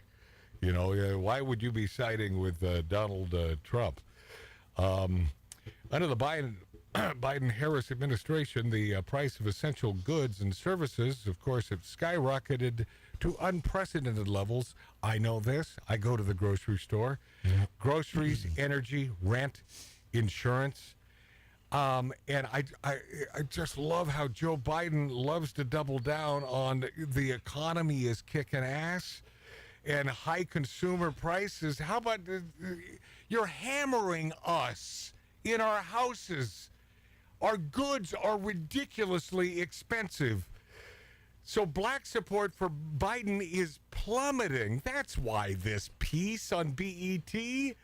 Biden is suffering a 28% decline in support among black voters, and especially young black voters. I mean, this is the best thing to ever happen in America.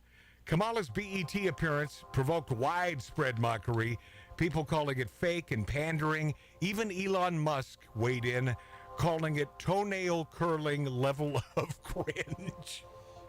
And Taraji P., she lectures black voters She used the BET Awards to lecture black voters in an apparent attempt to get them to stick with Joe Biden, falsely claiming that it is now a crime to be homeless. That's a new one. It's now a crime to be homeless, while also erroneously implying that Republicans are trying to bring the draft back.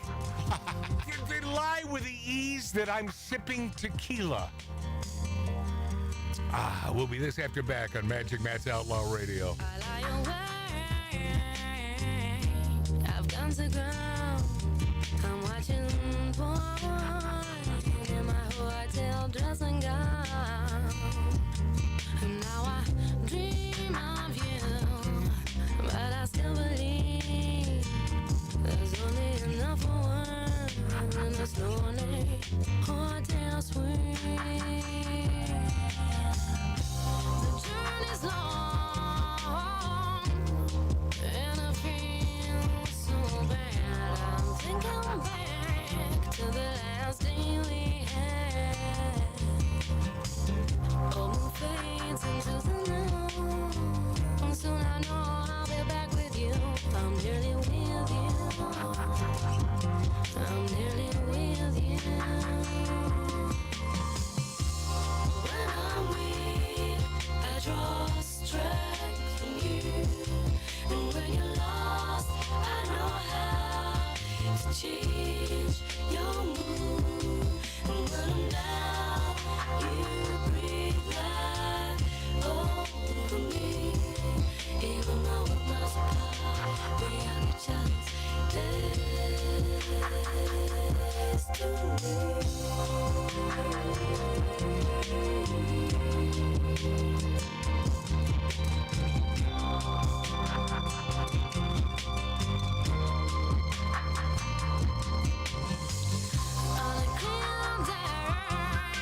I'll fly home to you.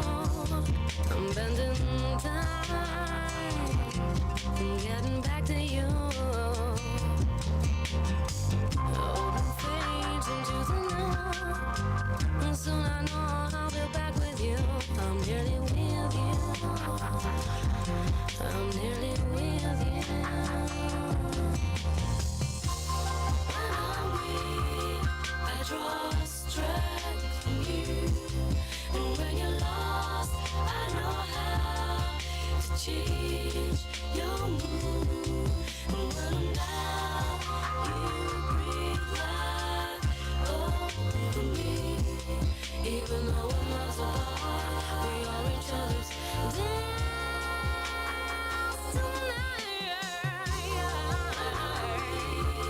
I draw strength from you. And when you're lost, I know how to change your mood. And when I'm down, you breathe life over me. Even though we're miles apart, we have each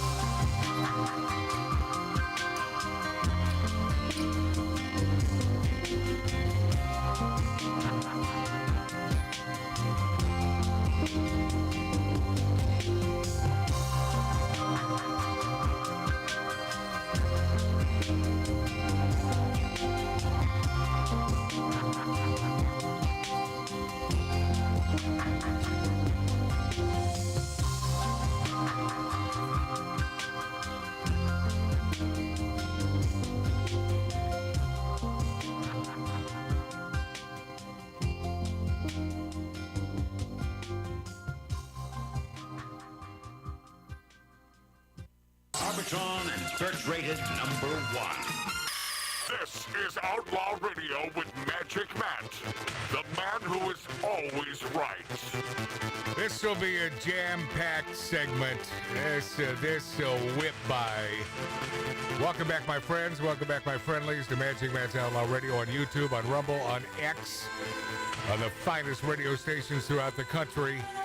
And if you want to watch our pretty little faces, you have to punch in Magic Matt's Outlaw Radio, exactly like that, on YouTube. Yeah, I'm not dancing with my hands above my head today. Even though I'm so pretty, oh so pretty. I love this 80s dance stuff, man. That's great. I just love this. This song reminds me of the Night at the Roxbury. Oh yeah, it's great. Oh yeah, it's classic. Hey, welcome back. Love that you're there. O'Keefe Disney expose. Exec says Bob Iger isn't axing LGBTQ content at all. Drag queens inevitable at Disneyland, at the parks, at Disney World. New video from, of course, right-leaning reporter James O'Keefe. This guy does the best stuff, man. He gets down and dirty and gritty. Appears to show a Disney exec saying he wants more LGBTQ content for kids and would like to see drag queens at Disneyland one day. They're already there. Yeah, you're right, but it's not a show though. Wow. You know, it's not framed as a show. Released a couple days ago as part of an ongoing series, the video features an undercover operative with O'Keefe Media Group secretly recording Disney Creative Marketing Director Amit Genie Jernani. That's his name, by the way. Genie. An active drag queen who works for Disney, of course. In the video, Gernani appears to say, "You say Gernani, I say tomato." Hey, what are we arguing about? A mile or a week. Appears to say that he would want more LGBTQ content for children and wants drag queens at Disneyland. I despise those kinds of people that want to accuse Disney of grooming children, but I also want children to see LGBTQ content. Don't you agree, the reporter asked? Just setting him up, man. That's funny. Yeah. Hey, speaking of what we're arguing about. Hold on. Yeah, of course. That's the unspoken thing, Janami apparently responded. Later, the reporter asked, am I going to see a drag queen at Disneyland? Do you want to do that? Get a drag queen at Disneyland? Oh, I'd love to, Janani appeared to say. I'm sure that'll happen at some point. Janami also appeared to debunk Disney CEO Bob Iger's claim that the company will be rolling back LGBTQ content. He said Bob Iger is not axing LGBTQ content at all, he appeared to say. Another hidden camera video from OMG appeared to show Disney TV executive identified as Michael Giordano saying the studio will explicitly exclude white males as part of its diversity, equity, and inclusion agenda. We talked about this last week, but yeah, it's so ridiculous. Disney is facing a federal civil rights complaint alleging the company's DEI policies are unlawful and discriminate against white American men, Christians, and Jews. Jews, Mark? Well, that's acceptable. First. Oh. What? He said, you know, sometimes Mark is a self-loathing Jew. That's possible. And Sometimes? I hate that about you. I support my Jewish brethren, although I am only a, what am I? Honorary. I'm an honorary Jew, made that by the great Milton Berle. And by the way, yeah, you're going to have to look that up now because the guy is, only started television, but I wouldn't expect you to know who that is anymore. Yeah, if you're under the age, not these days. If you're under the age of 80, America First Legal filed the complaint against Disney in Feb. Were you going to remind me about the D's? I was going to ask you if he texted you because I heard your phone go off and you laughed after the phone call. Oh yeah, because I will tell you. And I'd call him underrated, but he did really well and continues to do well. When he was the morning man here at KISS FM, I was on an afternoon drive here in Los Angeles. Afternoon drive. Good afternoon, everybody. So Dee's called me, not knowing that I was on the air, because why would he? Why would he know that every Saturday between 3 and 6 you're on the air? He doesn't. He just doesn't care. He's on his 55-acre ranch. He called me while we're trying to do this show, and it's Dee's, and it comes in as a private number, so it's either Dee's or Tony Orlando. Yeah. Those are the two that come in private. So I talked to him for a few seconds, but I said, you would know this better than most, Rick. This would be dead air if I listen to you and I'm not continuing with the show. I was going to play a song. And I said, I said, I love you. So this was the text after I had to hang up with him so briskly and quickly. He says, great to talk to you for 12 seconds, Matt. It's Rick Dees, and great to talk to you for 12 seconds, Matt. I just wanted to call and wish you a wonderful weekend and tell you that you're a super talent. And also, could you... See, only Dees can come up with this crap. Could you please play just the xylophone solo from Moonlight Feels Right by Starbucks? Oh, my God. That whole song just breezed through my head. And for those of you watching right now, and you don't know the song "Moonlight Feels Right," you would probably assume there's a bit of xylophone in that. But oh God, he's a funny son of a bitch, man. Remains funny after all these years. Marvel's She-Hulk star Tatiana Maslany says parents should not be allowed to control how a child identifies. So what should parents be in control of when it comes to their children? Exactly. Oh, nothing. Nothing? Tatiana? Tatiana Maslany, a streaming series on Disney, Marvel. Have you seen She-Hulk? Have you watched it, Mark? No. No. Good. That's the correct answer. Is attacking parents who refuse to accept the woke theory of pronouns and says parents should not be allowed to control how... What are we doing? Playing a song. You hear that xylophone? There's a lot of xylophone in that.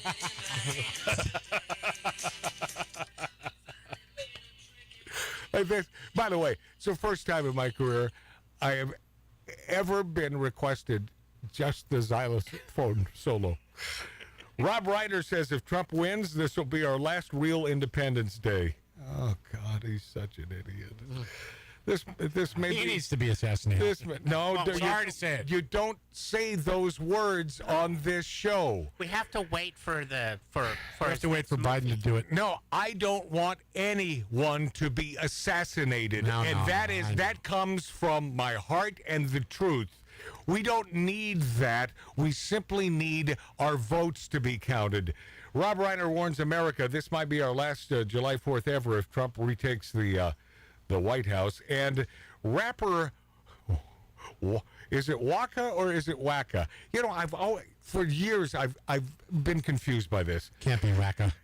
Waka Flacka Flame. I think it's Waka. Waka Flacka Flame says, all Joe Biden voters, get out of my concert. I love this. That's funny. Yeah, he told all Joe Biden voters in the audience during his Monday performance in Salt Lake City, Utah, to get out of my concert. Well, did he do it in L.A., though? Did he do it in, San Francisco or Chicago? Well, he did it in Salt Lake. So at least he knows the majority of the crowd is with him. Waka Flacka. A rapper named Waka Flocka. God bless you. I need all Joe Biden voters to get out of my concert. See ya. We're going to party right now for our effing president, T24, man. Yeah. It's a mother effing party. Waka Flocka Flame said. I've never heard of the guy, but I love him now. With his mentions of T24 being an apparent reference to President Donald Trump, the rapper's announcement elicited cheers from concert goers who could be seen raising their arms, giving the friendly hang loose hand gesture after issuing his remarks. Waka Flocka Flame launched into performing his 2010 song Grove St. Party. Well, who doesn't remember that classic? That's right up there with Moonlight Feels Right. Viewers took to social media to share an array of sentiments, with some criticizing the rapper and others expressing approval. As much as I don't like Joe Biden, this one was wrong. One ex-Twitter user reacted. They paid money for a show like everyone else, and while performing a show, they should keep politics out of it. Okay, I'm with you. You know, this is wrong, to be honest. Everyone is entitled to vote who they want, another echoed. Another simply wrote, insane, while another stated, this isn't right. But not everyone in the comment section felt the same way. We need more of this, one ex-user wrote. Yeah, if the left does it on stage at every performance, why not? Right? Yeah. I mean, why not, man? Yeah. This is great and is a liberal's nightmare. Yes, especially when you got a black rapper doing this. Holy cow, man. Yeah, wow. Yeah, another one noted, I normally would be against this type of political bullying, but seeing how everyone on the left treated those who wore MAGA hats in 2017, this is a dose of what goes around comes around. A third one said, give them a taste of their own medicine, another echoed. Wacka, funny, AFA, doing this OMG LOL. Huh. Okay, I don't know what that, what's AF? As the F word. Okay. Funny as. Good. This needs to happen more often. Another declared, it is no secret, however, that Wacka Flacka Flame supports President. That should be the name of a morning drive person on the radio. Hey, good Wacka morning. Flacka. Wacka Flacka with you. We got some funny stuff going on in the commentary, I got to tell you. Okay. I'm not going to, we'll get to that in the last segment. Okay. With your permission. But I got to throw this in. Morgan Freeman is slamming scam TikTok videos using AI imitation of his voice. This man, I mean, one of the most legend. I mean, he and James Earl Jones, right? Yeah, when voices. It comes to just instantly recognizable, one of the most iconic voices in Hollywood history. And it's been in movies and commercials and documentaries and PSAs. And so with the advancement of AI technology, his voice could easily be replicated by a machine, which therefore destroy any and all autonomy he might have over his likeness. So in a Facebook post this week, Freeman called out a video circulating on TikTok, featured an impressive AI version of his voice. He says, welcome to my niece's day in life, narrated by me, Morgan Freeman, the video began. The creator did use the hashtag AI, but many users were under the impression that Freeman narrated the video. Freeman thanked his fans for bringing the video to his attention. Thank you to my incredible fans. Your dedication helps authenticity and integrity. And so, you know, the guy's getting a little butthurt by this. I don't blame him. No, of course not. And this, you know, so now I wonder, was this PSA a few years ago during the flu epidemic? Was this AI? Or, Did he mention it? Or was this Morgan Freeman? Let's let you decide. You be the judge. Here we go. I may never have met you. We don't go way back. Maybe we wouldn't even be friends if we did. But when you wear a mask, you have my respect. Because your mask doesn't protect you.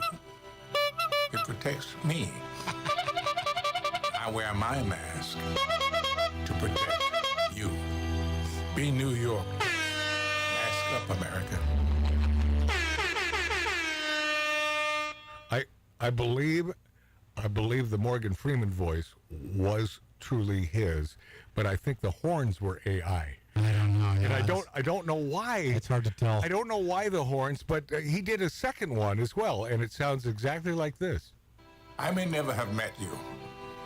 We don't go way back.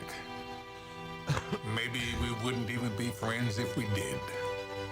But when you wear a mask, you have my respect. Because your mask doesn't protect you. It protects me. I wear my mask to protect you. Be New York tough. Mask up, America.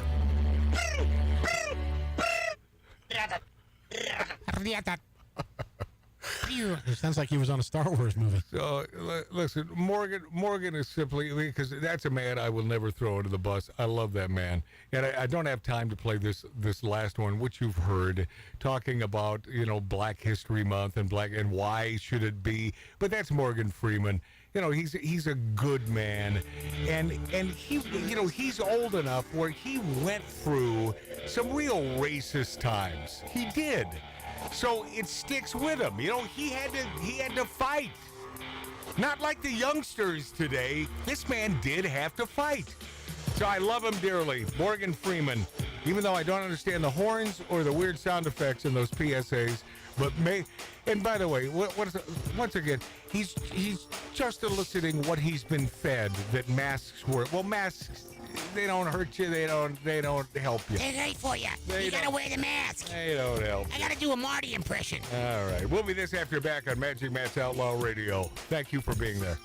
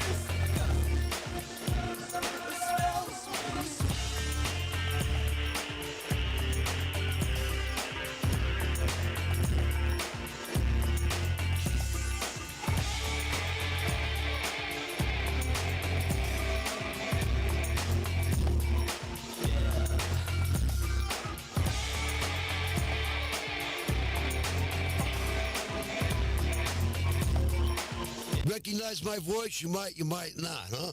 This is the Money Man, Eddie Money, with my good buddy Magic Matt right here. Outlaw Radio. Let me do it again. Are you an outlaw? I'm an outlaw, huh? My probation officer loves me. This is Money Man, my good buddy Matt right here on Outlaw Radio. Welcome back, my friends. Welcome back, my friendlies. Not only is my buddy Eddie gone, but the woman who sings on this song, she's also gone. And her walls of sound. Welcome back, my friends. Welcome back to Magic Matt's Outlaw Radio on YouTube, on Rumble, on X, and the greatest radio stations in America. Bill Maher wants... See, this guy, and boy, goes to the point that my best buddy John Albee, since we were kids, that's how long we've known each other. He's the chief engineer on a fishing boat out there in Alaska. And, when I just start to like Bill Maher, he says, Matt, don't. He says he's still one of them. That's the quote. He's still one of them. Yep. Don't ever forget that he's still one of them. Bill Maher, who lives here in Los Angeles, he knows how bad things are in the state of California. Bill Maher wants open Democrat convention, endorses Gavin Newsom to replace Biden. This is a guy who knows how terrible things are and what this son of a bitch, friggin' Newsom, has done to the state of California. It is because he hates Trump so much. It's not about whether Newsom could do a good job. No, he's a terrible, evil guy. So let's replace Biden with another evil son of a bitch. It's replace Biden with someone who can beat Trump. Oh, comedian Bill Maher pushing for an open Democratic national convention and is backing California Governor Gavin Newsom to replace Joe Biden as the party's nominee for president. I just must tell you, Bill Maher, shame on you. Yeah. Shame on you. Shame on you. We love America, and I love California. And you know what he's done to this state. You know better than anyone what he's done to this state. Not better than anyone, because you don't worry about spending $10 for a dozen eggs. or $20 for a slab of friggin' bacon. This Governor Newsom, this man is I think, a bigger liar than even Biden. Who's the guy with the massive podcast, also a radio guy? Adam Carolla. Man, if you've never listened, I don't want to send you somewhere else, but I will tell you this. If you've never heard the Adam Carolla 2 interviews with Newsom, they are the greatest on earth. Because Adam Carolla suffers no effing fools. And in Gavin Newsom, you have an effing, I almost said it, fool. You have a piece of crap, and he's not simply a fool and an ignorant son of a bitch who just happens to be tall and looks presidential. Because, it's aesthetics now. It's not about what can you do for the country. It's aesthetics. Yeah, It's aesthetics. You're not a chick, as far as I know. So what's going on, Tattoo Dave? On the you said? Oh, it's funny. You said there's a lot of action on our YouTube page. Yeah, we got a lot of comedians. Brett Provo. Yeah. Posted. Did you know Marty left 3 weeks ago, or was it a month? Okay. And then Gunther. Hold on before we move on. That's in reference to my brother Mart being here on the first 30 seconds of the show, and then we were talking about the Hawk Tuah girl, and the fact that, in my circle of friends, no one's talking about the Hawk Tuah girl, although she went viral, and it seems that everyone else is talking about the Hawk Tuah girl. And I said, so this has been 3 weeks? And he said, no, it's been a month. And I'm thinking, what are we arguing about? And so, of course, I double down. No, 3 weeks. It's been a month. Mother ever.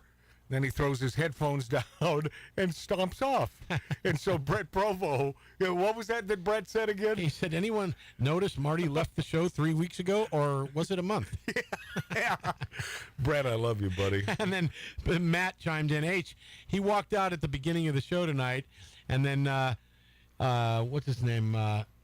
Oh, shoot, I lost it. One of the other guys says, well, somebody walks out on the show every week. Yeah, pretty much. If it ain't Mart, it's Dave. And, yeah.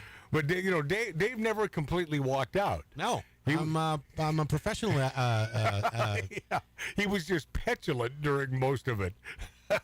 That's all. And I've grown from it. No, believe me, I know. It's those who have a modicum of intelligentsia that learn from the past. I'm one of those guys. Listen, I'm not the smartest dude in the room. I'm certainly not the dumbest.